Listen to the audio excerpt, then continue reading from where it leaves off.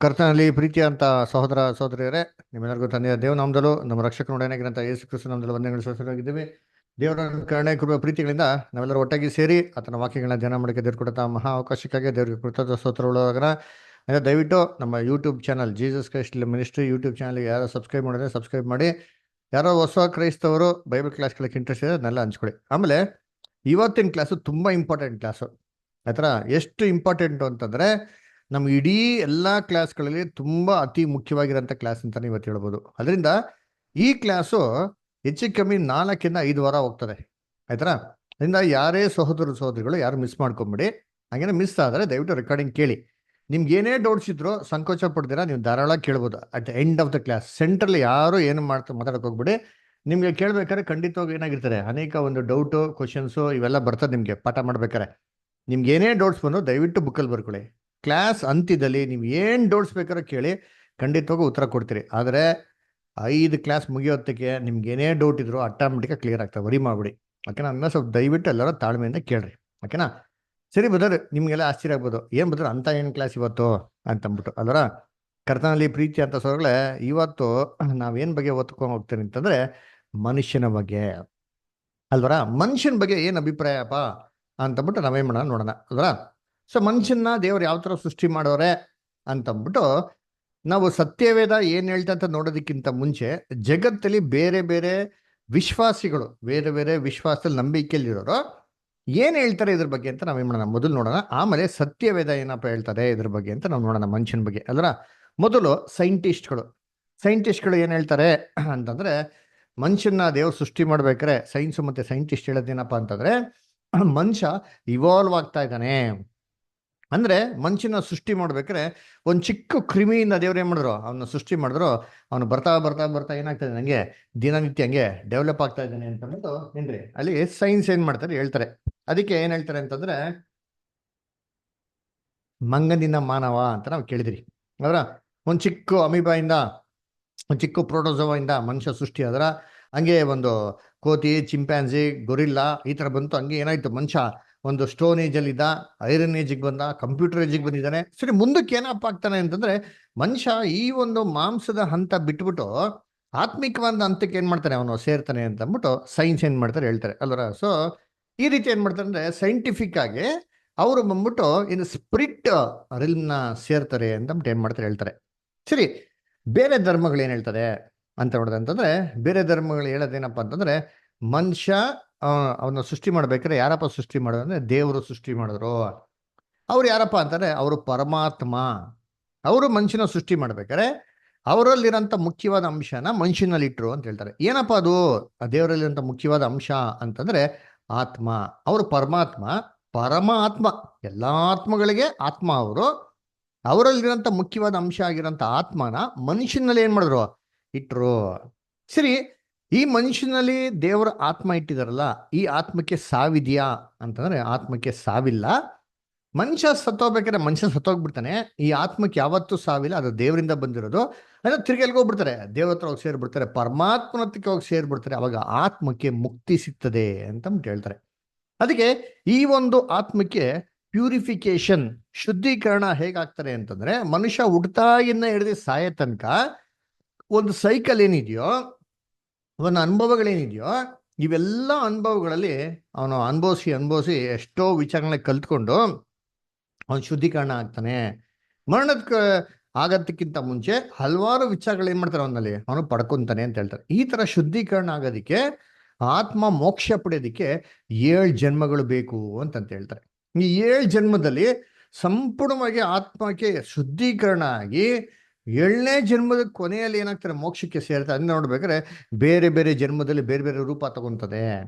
ಅಂದ್ರೆ ಏನಪ್ಪ ಅರ್ಥ ಅಂತಂದ್ರೆ, ಯಾವುದೋ ಒಂದು ಜನ್ಮದಲ್ಲಿ ಏನೋ ಪಾಪ ಮಾಡಿದ್ದ ಅಂತಂದ್ರೆ, ಬರೋಂಥ ಜನ್ಮದಲ್ಲಿ ಕಾಗೇನೋ, ನಾಯಿನೋ, ಕತ್ತೆನೋ ಎಕ್ಸೆಟ್ರಾ ಏನಾದ್ರು ಹುಡ್ತದೋ, ಆ ಹಿಂದಿನ ಜನ್ಮದಲ್ಲಿ ಮಾಡಿದಂಥ ತಪ್ಪುಗಳನ್ನ ತಿದ್ದುಕೊಂಡು ಏನ್ರಿ ಬರುವಂಥ ಜನ್ಮದಲ್ಲಿ ತಿರ್ಗಾ ಮನುಷ್ಯನಾಗಿ ಹುಟ್ಟಿ ಶುದ್ಧೀಕರಣ ಹೊಂದೋದು ಅಂತ ಹೇಳ್ತಾರೆ. ಅದಕ್ಕೆ ರೀಇನ್ಕಾರ್ನೇಷನ್, ಪುನರ್ಜನ್ಮ ಅಂತ ಹೇಳ್ತಾರೆ. ಪುನರುತ್ಥಾನ ಅಲ್ಲ, ಚೆನ್ನಾಗಿ ಬಿಡ್ಲಿ, ಪುನರ್ಜನ್ಮ ಅಂತ ಹೇಳ್ತಾರೆ. ಸರಿ, ಇದನ್ನ ನಾವು ಈ ಕಾನ್ಸೆಪ್ಟ್ ಹಿಂಗೆ ತಗೊಂಡ್ರೆ ಪುನರ್ಜನ್ಮ ಅಂತ ಇದು ಸತ್ಯ ಅಂತ ತಗೊಂಡಂತಂದ್ರೆ, ಯಾರೋ ಒಬ್ರು ಏನೋ ತಪ್ಪು ಮಾಡಿದ್ದಾರೆ, ಅದಕ್ಕೆ ಈ ಜನ್ಮದಲ್ಲಿ ಕಾಗೆಯಾಗಿ ಹುಟ್ಟಿದ್ದಾರೆ, ನಾಯಿಯಾಗಿ ಹುಟ್ಟಿದ್ದಾರೆ ಅಂತ ಹಂಗೆ ತಗೊಂಡ ಅಂತಂದ್ರೆ, ಈ ರೋಡಲ್ಲಿ ಎಷ್ಟು ನಾಯಿಗಳು ತಿರುಗಾಡ್ತವೆ ಅಲ್ದ್ರ? ಆ ನಾಯಿಗೆಲ್ಲ ಗೊತ್ತಿದ್ಯಾ ನಾನು ಹೋದ ಜನ್ಮನ ಏನು ತಪ್ಪು ಮಾಡಿದ್ದೆ ಅಂತ ಅಂತ ಕೇಳ್ದಂದ್ರೆ, ಖಂಡಿತವಾಗೋ ನಾವು ಯಾವ ನಾಯಿನಲ್ಲಿ ಆ ಥರ ಪರಿವರ್ತನೆ ಏನು ಮಾಡಕ್ಕೆ ನೋಡಕ್ ಹೋಗಲ್ಲ. ಇನ್ಫ್ಯಾಕ್ಟ್ ಹೋಗ್ತಾ ಇರ್ಬೇಕು, ಸುಮ್ಮನೆ ಬೇಕಾಬಿಟ್ಟು ನಮ್ಮನ್ನ ನಾವೇನೋ ತೊಂದರೆ ಕೊಡ್ತೀವಿ, ನಮ್ಗೆ ಕಚಕ್ ಬರ್ತದೆ. ಅದಲ್ಲೇ ಗೊತ್ತಾಗ್ತದೆ ಅದಕ್ಕೆ ಖಂಡಿತವಾಗೂ ಅರಿವು ಏನಾಗಿಲ್ಲ ಇಲ್ಲ ಅಂತ ಅಂದ್ಬಿಟ್ಟು ಅಲ್ರ.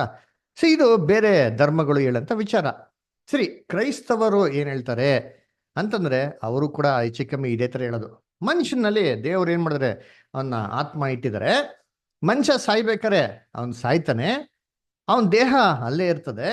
ಆದ್ರೆ ಅವನ ದೇಹದಿಂದ ಆತ್ಮ ತಪ್ಪಿಸ್ಕೊಂಡು ಆತ್ಮ ಬಿಡುಗಡೆಯಾಗಿ ಅದು ಎಲ್ಲಿಗಪ್ಪ ಹೋಗ್ತದೆ ಅಂತಂದ್ರೆ, ಅದು ಕ್ರಿಸ್ತನ ನ್ಯಾಯ ತೀರ್ಪಿನ ಸಿಂಹಾಸನ ಮುಂದೆ ಹೋಗ್ತದೆ. ಯೇಸು ಕ್ರಿಸ್ತು ಒಂದು ಜೀವಬದ್ಧರ ಪಟ್ಟಿ ಇಟ್ಕೊಂಡಿರ್ತಾರೆ. ಆ ಜೀವಬದ್ಧರ ಪಟ್ಟಿ ತೆಗೆದುಬಿಟ್ಟು ಆ ಒಂದು ಪಟ್ಟಿ ಪ್ರಕಾರ ಯಾರೆಲ್ಲ ಏನೇನೆಲ್ಲ ಒಂದು ಕೆಲಸಗಳನ್ನ ಮಾಡಿದಾರೋ, ಒಳ್ಳೆ ಕೆಲಸ ಆಗ್ಲಿ ಕೆಟ್ಟ ಕೆಲಸ ಆಗ್ಲಿ, ಅದ್ರ ಪ್ರಕಾರ ಏನ್ ಮಾಡ್ತಾರೆ, ಅವ್ರಿಗೆ ಶಿಕ್ಷೆ ಕೊಡ್ತಾರೆ. ಒಳ್ಳೆ ಕೆಲಸಗಳನ್ನ ಮಾಡಿದ್ರೆ ಅವ್ರಿಗೆ ಸ್ವರ್ಗಕ್ಕೆ ಏನ್ ಮಾಡ್ತಾರೆ, ಕರ್ಕೊಂಡು ಹೋಗ್ತಾರೆ. ಅದೇ ತರ ಕೆಟ್ಟ ಕೆಲಸ ಮಾಡಿದ್ರೆ ಏನ್ ಮಾಡ್ತಾರೆ, ಅವ್ರು ನರಕಕ್ಕೆ ಹಾಕ್ತಾರೆ, ಯುಗ ಯುಗಾಂತಗಳಿಗೆ ಏನ್ ಮಾಡ್ತಾರೆ, ಹಿಂಸೆ ಕೊಡ್ತಾರೆ ಅಂತ ಹೇಳ್ತಾರೆ. ಸೊ ಒಟ್ಟಾರೆ ನೋಡ್ಬೇಕಾದ್ರೆ ಇಡೀ ಲೋಕದಲ್ಲಿ ಪ್ರತಿಯೊಂದು ಧರ್ಮ ಆಗ್ಲಿ, ಪ್ರತಿಯೊಂದು ವಿಶ್ವಾಸ ಆಗ್ಲಿ ಹೇಳೋದಿದೆ, ಮನುಷ್ಯನಲ್ಲಿ ದೇವರ ಆತ್ಮ ಇಟ್ಟಿದ್ದಾರೆ. ಅದರಿಂದ ಈ ದೇಹ ಬಂದ್ಬಿಟ್ಟು ದೇಹದೊಳಗಡೆ ಒಂದು ಆತ್ಮ ಇದೆ. ಈ ಆತ್ಮ ಈ ದೇಹದೊಳಗಡೆ ಒಂದು ಸೆರೆಮನೆ ತರ ಏನಾಗಿದೆ, ಸಿಗಾಕೊಂಡಿದೆ ಅಂತಂದ್ಬಿಟ್ಟು ಈ ಆತ್ಮ ಏನ್ ಮಾಡ್ತಾರೆ ಅಂತಂದ್ರೆ, ಈ ದೇಹದಿಂದ ಬಿಡುಗಡೆ ಆಗಿ ಹೊರಗಡೆ ಬರೋಕೆ ತುಂಬಾ ತೌಕ ಪಡ್ತಾ ಇರ್ತಾರೆ ಅಂತಾರೆ. ಎಷ್ಟು ತೌಕ ಪಡ್ತಾ ಇರ್ತಾರೆ ಅಂತಂದ್ರೆ, ಸತ್ತರೆ ಸಾಕಪ್ಪ, ಇಮ್ಮಿಡಿಯೇಟಾಗೆ ಈ ದೇಹದಿಂದ ಏನ ಮಾಡೋಣ, ಎಸ್ಕೇಪ್ ಆಗ್ಬಿಡೋಣ ಅಂತ ಕಾಯ್ತಾ ಇರ್ತಾರೆ ಅಂತ ಹೇಳ್ತಾರೆ. ಅದಕ್ಕೆ ಒಂದು ಹಾಡೆ ಇದೆ ಗೊತ್ತಾ ಕನ್ನಡದಲ್ಲಿ, ಕೇಳಿದ್ರ? ಈ ದೇಹದಿಂದ ದೂರನಾದೆ ಏಕೆ ಆತ್ಮನೇ, ಈ ಸಾವು ನ್ಯಾಯವೇ, ಈ ಸಾವು ನ್ಯಾಯವೇ ಅಂತಂದ್ಬಿಟ್ಟಲ್ಲ. ಅಂದ್ರೆ ಈ ದೇಹದಿಂದ ಆತ್ಮ ಏನ್ರಿ ಬಿಡುಗಡೆ ಹೊಂದೋದಕ್ಕೆ ತುಂಬಾ ಕಾಯ್ತಾ ಇರ್ತಾರೆ ಅಂತಾರಿ. ಅದಕ್ಕೆ ಸರಿಯಾದ ರೀತಿಯಲ್ಲಿ ಬಿಡುಗಡೆ ಹೊಂದ್ರೇನೆ ಈ ಒಂದು ಆತ್ಮಕ್ಕೆ ಮೋಕ್ಷ ಸಿಗ್ತದೆ ಅಂತ ನೋಡ್ರಿ ಅಂತೀನಿ. ಅವ್ರು ಅವಾಗ ಏನಾಗೋದು, ಅದು ಮುಕ್ತಿ ಪಡೀತದೆ, ಶಾಂತಿ ಸಿಗ್ತದೆ ಅದಕ್ಕೆ ಅಂತಂದ್ಬಿಟ್ಟು. ಸರಿಪ್ಪ, ಹಂಗಾರೆ ಎಲ್ಲರೂ ಹೇಳೋದು ಒಂದೇ, ಏನಪ್ಪ, ಸತ್ತಿದ ಮೇಲೆ ಆತ್ಮ, ಒಳ್ಳೆ ಆತ್ಮ ಅಂದ್ರೆ ಸ್ವರ್ಗಕ್ಕೆ ಹೋಗ್ತಾರೆ, ಕೆಟ್ಟ ಆತ್ಮ ಏನಾಗ್ತದೆ ನರಕಕ್ಕೆ ಹೋಗ್ತಾರೆ. ಒಟ್ಟು ಮನುಷ್ಯನ ಒಂದು ಆತ್ಮ ಅಂತ ದೇವ್ರು ಇಟ್ಟಿದ್ದಾರೆ ಅಂತ. ಸರಿ, ಹಂಗಂದ್ರೆ ಎಲ್ಲಾ ಸತ್ತವರು ಯಾರು ಕೆಟ್ಟವ್ರು ಇಲ್ಲ ಬಿಡ್ರಿ, ಅವ್ರವ್ರ ದೃಷ್ಟಿಲಿ ಅವ್ರವ್ರೆಲ್ಲ ಒಳ್ಳೆಯವರೇ. ಹಂಗಿರ್ಬೇಕಾರೆ ಮನುಷ್ಯ ಸತ್ತ ಮೇಲೆ ಅವನ ಆತ್ಮಕ್ಕೆ ಶಾಂತಿ ಸಿಗ್ತಾರೆ, ಅವ್ನ ಮೋಕ್ಷ ಸಿಗ್ತಾರೆ ಅಂತಂದ್ರೆ, ಯಾಕೆ ಇವತ್ತು ಕಾಯಿಲೆ ಬಂದ್ರೆ ಎಲ್ಲರೂ ಡಾಕ್ಟರ್ ಹೋಗ್ತಾರೆ? ಯಾಕೆ ಕ್ರಿಟಿಕಲ್ ಆದ ICU ಅಡ್ಮಿಟ್ ಮಾಡ್ತಾರೆ? ಮಾಡ್ಬಾರ್ದಲ್ವಾ? ನಾವ್ ಹೆಂಗ್ರೂ ಸಾಯ್ತಿರ್ಬಿಟ್ರಿ, ಸತ್ರೆ ಒಳ್ಳೇದಲ್ವಾ? ಸತ್ರೆ ಮೋಕ್ಷ ಸಿಗ್ತಾರಲ್ವಾ? ಅಯ್ಯೋ, ಸತ್ರೆ ಏನ್ ಸಿಗ್ತಾರೆ ನಮ್ಗೆ? ಹ ಒಂದು ಹ ಒಂದು ಶಾಂತಿ ಸಿಗ್ತಾರಲ್ವಾ? ಪರಲೋಕಕ್ಕೆ ಹೋಗ್ತಿರ ಅಲ್ವರ? ಹಂಗಾರೆ ಸಂತೋಷ ಪಡ್ಬೇಕಲ್ಲ. ಆದ್ರೆ ಯಾರು ಇದುವರೆಗೂ ಹಾಸ್ಪಿಟ್ಲ್ ಇವರು ಯಾರು ಸಂತೋಷ ಪಟ್ಟು ನೋಡಿಲ್ಲ. ಡಾಕ್ಟರ್ ತಿನ್ಕೊಳ್ಳೋದು, ಡಾಕ್ಟ್ರೇ ದಯವಿಟ್ಟು ಕಾಪಾಡಿ, ನನ್ನ ಮಗನ ಕಾಪಾಡಿ, ಏನ್ ಬೇಕಾದ್ರೆ ಕೇಳಿ ಕೊಡ್ತೀನಿ, ಎಷ್ಟು ಖರ್ಚಾದ್ರೂ ಪರಲ್ಲ, ನನ್ನ ಮಗನ ನಿಮ್ ದಯವಿಟ್ಟು ಉಳಿಸ್ಕೊಡಿ ಅಂತ ಹೇಳ್ತಾರೆ. ಡಾಕ್ಟರ್ ಹೇಳ್ಬಾರ್ದಲ್ಲ, ಅಮ್ಮ ಯಾಕಮ್ಮ ತಲೆ ಕೆಡ್ಸ್ಕೊಂತೀಯಮ್ಮ, ಸತ್ರೆ ಒಳ್ಳೇದು ಕಣಮ್ಮ, ಈ ದೇಹದಲ್ಲಿ ಆತ್ಮ ಒದ್ದಾಡ್ತಾ ಇದೆ ಕಣಮ್ಮ, ಅವನ ಆತ್ಮ ಬಿಡುಗಡೆ ಆದ್ರೆ ಸ್ವರ್ಗಕ್ಕೆ ಹೋಗ್ಬಿಡ್ತಾರೆ, ನೀವು ಸಂತೋಷ ಪಡ್ರಿ, ಅವನ ರಕ್ಷಣೆ ಹೊಂದ್ತಾರೆ ಅಂತ ಹೇಳ್ಬೋದಲ್ಲ. ಆದ್ರೆ ಇವತ್ತವರೆಗೂ ಯಾವ ಡಾಕ್ಟ್ರು ಆ ಥರ ಹೇಳಿದ್ ನಾವು ಕೇಳಿಲ್ಲ. ಅದು ಮಾತ್ರ ಅಲ್ಲ, ಸಾವು ಅಲ್ವರ, ಯಾವ್ದಾರ ಮನೆಗೆ ಸಾವಾದ ಅಂತಂದ್ರೆ ಎಲ್ಲಾರು ಕಣ್ಣೀರು ಇಡ್ತಾರೆ, ಎಲ್ಲಾರು ಗೊಳ್ಳೆ ಇಡ್ತಾರೆ. ಯಾರು ಸಂತೋಷ ಪಟ್ಟಿರೋ ನೋಡಿದಿರಾ? ಒಬ್ಬ ವ್ಯಕ್ತಿ ಸಂತೋಷ ಪಟ್ಟಿ ನೋಡಿದ್ರ, ಅಯ್ಯೋ ಇವತ್ತು ಒಳ್ಳೇದಾಯ್ತು ಸತ್ತೋಗಿದ್ದು, ಇವ್ರು ಸತ್ತೋಗಿರೋದು ಎಷ್ಟು ಸಂತೋಷ ಅಂತಂದ್ರೆ, ಇವ್ರ ಆತ್ಮಕ್ಕೆ ಏನಾಗಿದೆ, ಇವತ್ತು ಮುಕ್ತಿ ಸಿಕ್ಕಿದೆ, ವಿಮೋಚನೆ ಸಿಕ್ಕಿದೆ ಅಲ್ವರ, ಅವ್ರು ನೆಮ್ಮದಿಯಾಗಿದ್ದಾರೆ ಅಂತಂದ್ಬಿಟ್ಟು ದೇವ್ರ ಹತ್ರ ಇದ್ದಾರೆ, ಪರಲೋಕದಲ್ಲಿದ್ದಾರೆ ಅಂದ್ಬಿಟ್ಟು ಯಾರು ಒಬ್ರು ಹೇಳಿರೋದು ನೋಡಿದಾರ? ಕರ್ತನಲ್ಲಿ ಪ್ರೀತಿ ಅಂತ ಸಹೋದರ ಸಹೋದರಿಯರೇ, ಯಾರೂ ಇಲ್ಲ ರೀ. ಎಲ್ಲಾರು ಕಣ್ಣೀರಿಡ್ತಾರೆ, ಎಲ್ಲಾರು ದುಃಖ ಪಡ್ತಾರೆ, ಅಯ್ಯೋ ಸತ್ತೋಗ್ಬಿಟ್ನಲ್ಲ, ಅಯ್ಯೋ ಅಲ್ವ, ಇದ್ದಿದ್ರೆ ಎಷ್ಟು ಚೆನ್ನಾಗಿರು ಅಂತಾನೆ ವ್ಯಥೆ ಪಡ್ತಾರೆ ಹೊರತು ಸತ್ತೋಗ್ಬಿಟ್ಟ ಸಂತೋಷ ಅಂತ ಯಾರೂ ಹೇಳೋದಿಲ್ಲ. ಅದೇ ರೀತಿ ಕರ್ತನಲ್ಲಿ ಪ್ರೀತಿ ಅಂತ ಸ್ವರ್ಗಗಳೇ, ಆತ್ಮ ಸಾಯಲ್ಲ, ಸತ್ತಿದ ತಕ್ಷಣ ನರಕಕ್ಕೋ ಸ್ವರ್ಗಕ್ಕೆ ಹೋಗಿದ್ರೆ ಸತ್ಯವೇದದಲ್ಲಿ ಯಾಕಪ್ಪ ಪುನರ್ತನ ಅಂತ ಇಟ್ರು? ಅದಕ್ಕೆ ಕೆಲವು ಜನ ಹೇಳ್ತಾರೆ, ಬದರ್ ಪುನರ್ತನ ಅಂದ್ರೆ ದೇಹಕ್ಕೆ ಪುನರ್ತನ ಬದರ್, ಅಲ್ಲಿ ಆತ್ಮ ಅದು ವಿಲ ಅಂತ ಏನಾಗಿರ್ತಾರೆ ಅಲ್ಲಿ ಅಲ್ಲಿ ಒಂದೈತಲ್ಲ ಪರ್ಗೇಟ್ರಿಲಿ ಒದ್ದಾಡ್ತಿರ್ತಾರೆ, ಆ ವಾಯುಮಂಡಲ ಒದ್ದಾಡ್ತಿರ್ತಾರೆ. ಯೇಸು ಕ್ರಿಸ್ತು ಎರಡನೇ ಬರೋಕೆ ಬಂದವಾಗ ಸತ್ತವ್ರನ್ನೆಲ್ಲೇ ಎಬ್ಬಿಸ್ತಾರೆ, ದೇಹನೆಲ್ಲೇ ಎಬ್ಬಿಸ್ತಾರೆ, ದೇಹ ಎಲ್ಲ ಮುಣಗೋಗ್ಬಿಡ್ತಲ್ಲ, ಆ ದೇಹನ ಎಬ್ಬಿಸ್ತಾರೆ. ಅವಾಗ ಆಕಾಶದಲ್ಲಿರುವಂತ ಆತ್ಮಗಳನ್ನ ತಿರ್ಗಾ ಬಂದು ಏನ್ ಮಾಡ್ತಾರೆ, ಈ ದೇಹಕ್ಕೆ ಸೇರಿಸ್ಬಿಡ್ತಾರೆ. ಅಲ್ಲಪ್ಪ, ಇಷ್ಟೊತ್ತು ಹೇಳಿದ ತತ್ವ ಏನು? ಈ ದೇಹದೊಳಗಡೆ ಆತ್ಮ ಸೆರೆಮನೆಯಲ್ಲಿ ಸೇರ್ಕೊಳೋ ರೀತಿಯಲ್ಲಿ ಲಾಕ್ ಆಗ್ಬಿಟ್ಟಿದೆ ಅಲ್ವರ. ಬಿಡುಗಡೆ ಹೊಂದೋದಕ್ಕೆ ತುಂಬಾ ಏನ್ ಮಾಡ್ತಾ ಅವಕಾಶ ಪಡ್ತಾ ಐತೆ ಅಂತ ನೋಡಿದ್ರಿ. ಈ ಬಿಡುಗಡೆ ಹೊಂದಿರಂತ ಆತ್ಮ ಸಮಾಧಾನವಾಗಿ ಇರ್ಬೇಕಾರೆ ತಿರ್ಗಾ ಯಾಕೆ ಸತ್ಮೇಲೆ ತಿರ್ಗಾ ಕರ್ಕೊಂಬಂದು ಸೇರಿಸ್ಬೇಕು? ಇದೇ ಏಕೆ? ಅದು ಅನ್ಯಾಯ ಆಗಲ್ವಾ? ಅಲ್ವರ ಯೋಚನೆ ಮಾಡಿ, ಬಿಡುಗಡೆ ಹೊಂದಿ ಮುಕ್ತಿ ಹೊಂದಿದೆ, ತಿರ್ಗಾ ಇದೇ ಕರ್ಕೊಂಬಂದ್ರೆ ಅದು ಮುಕ್ತಿ ಒಂಥರ ಲಾಕ್ ಆಗಲ್ವಾ ತಿರ್ಗಾ? ಅಲ್ವರ ತಿರ್ಗಾ ಪಿಂಜರದಲ್ಲಿ ಸೇರ್ಕೊಂಡಂಗೆ ಆಗಲ್ವಾ? ಮತ್ತೆ ಯಾಕೆ ಪುನರ್ತನ ಅಂತ ಅಂದ್ಬಿಟ್ಟು ಸತ್ಯವೇದದಲ್ಲಿ? ಅಲ್ವರ ಅದು ಮಾತ್ರ ಅಲ್ಲ, ಈ ಆತ್ಮಕ್ಕೆ ಶೇಪ್ ಇದೆಯಾ ಅಂದ್ರೆ ಆಕಾರ ಇಲ್ಲ, ವಿಕಾರ ಇಲ್ಲ, ಅದರ ಅಳತೆ ಇದೆಯಾ, ಗಾತ್ರ ಇದೆಯಾ? ಕಣ್ಣು ಕಾಣಿಸಂದ್ರೆ ಕಣ್ಣಿಗೆ ಕಾಣಿಸಲ್ಲ ಅಂತಾರಿ. ಅಲ್ವರ ಎಷ್ಟು ಒಂದು ಆತ್ಮಕ್ಕೆ ಪವರ್ ಇದೆ ಅಂತಂದ್ರೆ ಏನ್ರಿ, ಈ ಆತ್ಮ ಏನ್ರಿ, ಹ ಅದು ಎಷ್ಟು ಶಕ್ತಿಶಾಲಿ ಅಂತಂದ್ರೆ, ಅದು ಎಷ್ಟು ಸೈಜ್ ಇದೆ ಅಂತಂದ್ರೆ, ಅದನ್ನ ಕೋಟ್ಯಾಂತರ ಆತ್ಮನ ತೆಗ್ದು ಏನ್ ಮಾಡ್ಬೋದು? ಈ ಒಂದು ಚಿಕ್ಕದಾಗಿರೋಂಥ ಒಂದು ಮ್ಯಾಚ್ ಬಾಕ್ಸ್ ಅಲ್ಲಿ ಹಾಕಿಬಿಡೋದು, ಒಂದು ದೀಪದಲ್ಲಿ ಹಾಕಿಬಿಡೋದು. ಜೀನಿ ಎಲ್ಲ ಚಿಕ್ಕ ವಯಸ್ಸಲ್ಲಿ ಓದಿರ್ತಿರಲ್ಲ, ಕಾಮಿಕ್ ಎಲ್ಲ ನೋಡಿತೀರಿ, ಕಾರ್ಟೂನ್ ನೋಡಿತೀರಿ, ಅಲಾದೀನ್ ಚಿರಾಗ್ ಅಂತ ಒಂದು ಚಿಕ್ಕ ದೀಪದಲ್ಲಿ ಏನ್ರಿ ಕೋಟ್ಯಾಂತರ ಆತ್ಮ ಏನಾಗ್ಬಿಟ್ಟು ಹಾಕ್ಬಿಡ್ಬೋದು, ತುಂಬಿಡ್ಬೋದು. ಯಾಕೆ? ಆತ್ಮಗೇನಿಲ್ಲ ತೂಕ, ಗಾತ್ರ, ಅಳತೆ ಎಲ್ಲ ಏನಿಲ್ಲ. It got no shape, no size, weight, it is totally invisible ಅಂತ ಹೇಳ್ತಾರೆ. ಅದರ ಯೋಚನೆ ಮಾಡ್ರಿ, ಇವತ್ತು ನಾವು ಯಾವ ಟೆಕ್ನಾಲಜಿಲಿ ಇದೀರಿ ಅಂತಂದ್ರೆ, ಇನ್ಫ್ರಾರೆಡ್, ಲೇಸರು, ಅಲಾರಮ್, ಎಕ್ಸೆಟ್ರಾ ಎಂತೆಂಥ ಸ್ಕ್ಯಾನಿಂಗ್ ಬಂದ್ಬಿಡ್ತೀರಿ. ಮನುಷ್ಯನ ಮೂಳೆ ಒಳಗಡೆ ಒಂದು ಚಿಕ್ಕ ಕ್ರಿಮಿ ಇದ್ರೂ ಸರಿ ಕಂಡಿಡಿದ್ರಿ ಅಂತ ಒಂದು ಟೆಕ್ನಾಲಜಿ ಇವತ್ತೇನಾಗಿದೆ, ಇವತ್ತಿದೆ. ಹಳೆ ಕಾಲದಲ್ಲಿ ಆಪರೇಷನ್ ಮಾಡಿ ತೆಗೆದು ನೋಡ್ಬೇಕು, ಇವೆಲ್ಲ ಏನಿಲ್ಲ, ಹಂಗೆ ಸ್ಕ್ಯಾನಿಂಗ್ ಮಾಡಿ ಕ್ಲೀನಾಗಿ ತೆಗೆದು ಬಿಡ್ತಾರೆ. ಅದರ MRI ಸ್ಕ್ಯಾನ್ ಅಂತೆ, CT ಸ್ಕ್ಯಾನ್ ಅಂತೆ, ಎಕ್ಸೆಟ್ರಾ. ಆದರೆ ಇಷ್ಟೊಂದು ಸ್ಕ್ಯಾನಿಂಗ್ ಎಲ್ಲ ಇರ್ಬೇಕಾದ್ರೆ, ಇಷ್ಟೊಂದು ಅಡ್ವಾನ್ಸ್ ಆಗಿರ್ಬೇಕಾದ್ರೆ ಮೆಡಿಕಲ್ ಫೀಲ್ಡು, ಎಲ್ಲ ಥರ ಫೀಲ್ಡು, ಇದುವರೆಗೂ ಒಂದೇ ಒಂದು ಏನ್ರಿ ಆತ್ಮ ಮನುಷ್ಯನ ದೇಹದಿಂದ ಬಿಟ್ಟೋಗಿರೋಂಥ ಒಂದು ಸಾಕ್ಷಿ ಎಲ್ಲೂ ನೋಡಿಲ್ಲ. ಯಾರು ನೋಡಿದ್ದೀರಾ ಲೈವ್ ಆಗಿ? ಅಲ್ರ ಕಣ್ಣು ಮುಂದೆ ಮನುಷ್ಯನ ದೇಹದಿಂದ ಆತ್ಮ ಹಂಗೇ ಬಿಟ್ಟೋಗ್ತಿರೋದು ಯಾರು ನೋಡಿರೋ ರೆಕಾರ್ಡ್ ಇದೆಯಾ ಅಂತಂದ್ರೆ ಯಾವುದೂ ರೆಕಾರ್ಡ್ ಇಲ್ಲ ರೀ. ಎಲ್ಲ ಕತೆಗಳಿದೆ, ಎಲ್ಲ ಅದು ಇದು ಅಂತ ಅಂದ್ಬಿಟ್ಟು ರೆಕಾರ್ಡಿಂಗ್ಗಳಿದೆ. ಅದು ಇಂಥ ಕತೆಗಳ ಮೇಲೆ ಮಾಡಿರೋಂಥ ಒಂದು ಫಿಲಮ್ಗಳೇನಾಗಿದೆ ಇದೆ ಹೊರತು ಮನುಷ್ಯ ನೇರವಾಗಿ ನೋಡಿರೋಂಥದ್ದು ಯಾವುದು ಏನಾಗಿಲ್ಲ, ಯಾವುದೂ ಇಲ್ಲ.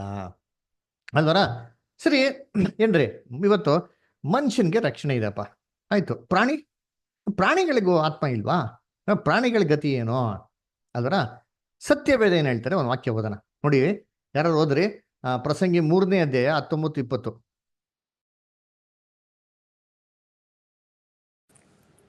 ಮೃಗಗಳಿಗೆ ಸಂಭವಿಸುವುದು ಮನುಷ್ಯರ ಪುತ್ರರಿಗೂ ಸಂಭವಿಸುತ್ತದೆ. ಅವರಿಗೆ ಒಂದೇ ಸಂಗತಿ ಸಂಭವಿಸುತ್ತದೆ, ಒಂದು ಸಾಯುವ ಹಾಗೆ ಮತ್ತೊಂದು ಸಾಯುತ್ತದೆ. ಹೌದು, ಅವೆಲ್ಲರಿಗೂ ಒಂದೇ ಒಂದು ಉಸಿರಾಟ ಇದೆ. ಆದ ಕಾರಣ ಮೃಗಗಳಿಗಿಂತ ಮನುಷ್ಯನಿಗೆ ಯಾವ ಶ್ರೇಷ್ಠತೆಯೂ ಇಲ್ಲ.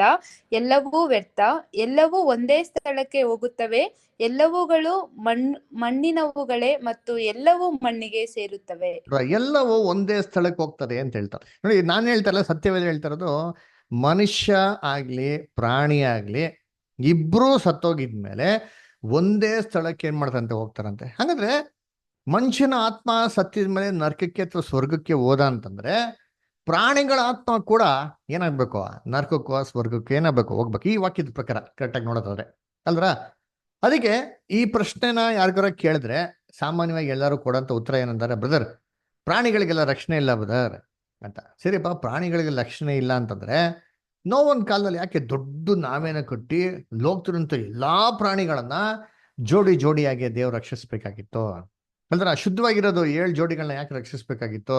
ಅಲ್ರ ಆಮೇಲೆ ಅಶುದ್ಧವಾಗಿರೋದನ್ನ ಯಾಕೆ ಬಂದ್ಬಿಟ್ಟು ಒಂದು 2 ಜೋಡಿಗಳನ್ನ ದೇವ್ರು ರಕ್ಷಿಸ್ಬೇಕಾಗಿತ್ತು? ಕರ್ತನಲ್ಲಿ ಪ್ರೀತಿ ಅಂತ ಸೊರಗಳೇ, ಪ್ರಾಣಿಗೆ ರಕ್ಷಣೆ ಇಲ್ಲ ಅಂತಂದ್ರೆ ಯಾಕೆ ದೇವ್ರು ಅಷ್ಟೊಂದು ರಿಸ್ಕ್ ತಗೊಂಡು 120 ವರ್ಷ ನಾವೇನ ಕಟ್ಟೋರು ಅಂತಂದ್ಬಿಟ್ಟು ಏನ್ರಿ ಅಲ್ಲಿ ನೋವಂಗೆ ಹೇಳ್ಬೇಕಾಯ್ತು. ಅದು ಮಾತ್ರ ಅಲ್ಲ, ನಾವು ಅಪೊಸ್ತಲ ಕೃತ್ಯಗಳಲ್ಲಿ ನೋಡ್ತಂತಾರೆ, ಪೇತ್ರ ಒಂದು ದರ್ಶನ ನೋಡ್ತಾರೆ. ಒಂದು ಜೋಳಿಗೆಯಲ್ಲಿ ಎಲ್ಲಾ ತರ ಪ್ರಾಣಿಗಳು ಆಕಾಶದಿಂದ ಇಳಿಯೋದು ಏನ್ ಮಾಡ್ತಾರೆ ಅಲ್ಲಿ ನೋಡ್ತಾರೆ. ಅದರ ಹಂಗಾರೆ ಯಾಕೆ ಸತ್ಯವೇದದಲ್ಲಿ ಆಕಾಶದಿಂದ ಪರಲೋಕದಿಂದ ಈತ ಜೋಳಿಗೆಯಲ್ಲಿ ಪ್ರಾಣಿ ಇಳಿಯೋದನ್ನ ನೋಡಿಸ್ಬೇಕಾಯ್ತು? ಪ್ರಕಟಣೆ ಪುಸ್ತಕದ ನೋಡ್ಬೇಕಾದ್ರೆ ಜೀವಿಗಳ ಬಗ್ಗೆ ಏನ್ ಮಾಡ್ತಾರೆ, ಮಾತಾಡ್ತಾರೆ. ಅದ್ರ ಹಂಗಾರೆ ರಕ್ಷಣೆ ಇಲ್ಲ ಅಂತಾರೆ, ಯಾಕೆ ಪರಲೋಕದಲ್ಲಿ ಈ ಪ್ರಾಣಿಗಳ ಬಗ್ಗೆ ಎಲ್ಲ ರೆಫರೆನ್ಸ್ ಕೊಡ್ಬೇಕಾಗಿತ್ತು ಅಲ್ವರ? ಸೊ ಇದ್ರ ಬಗ್ಗೆ ನಾವೇನ್ ಮಾಡೋಣ, ಓದೋಣ. ಮುಂದೆ ಕರ್ತನಲ್ಲಿ ಪ್ರೀತಿ ಅಂತ ಸೊರಸುಗಳೇ, ಇಷ್ಟವರೆಗೂ ನಾವು ನೋಡಿರೋಂಥ ಎಲ್ಲ ಒಂದು ಕಾನ್ಸೆಪ್ಟ್ಸ್, ಇದುವರೆಗೂ ನಾನು ಏನು ಹೇಳಿದ್ನೋ ಇದು ಲೋಕದಲ್ಲಿರೋಂಥ ಅಭಿಪ್ರಾಯಗಳು. ಏನ್ರಿ, ಲೋಕದಲ್ಲಿ ಬೇರೆ ಬೇರೆ ಧರ್ಮಗಳಲ್ಲಿ ಬೇರೆ ಬೇರೆ ವಿಶ್ವಾಸಗಳಲ್ಲಿ ಇನ್ಕ್ಲೂಡಿಂಗ್ ಕ್ರೈಸ್ತ ಧರ್ಮದಲ್ಲಿ ಕೂಡ ಇರೋಂಥ ವಿಶ್ವಾಸದಲ್ಲಿ ಇದಿರೋಂಥ ನಂಬಿಕೆ. ಆದರೆ ಸತ್ಯವೇದ ಇದನ್ನು ಹೇಳ್ತದಾ, ಇದು ಒಪ್ತದಾ ಅಂತಂದ್ರೆ ಖಂಡಿತವಾಗೂ ಸತ್ಯವೇದ ಒಪ್ಕೊಳೋದಿಲ್ಲ.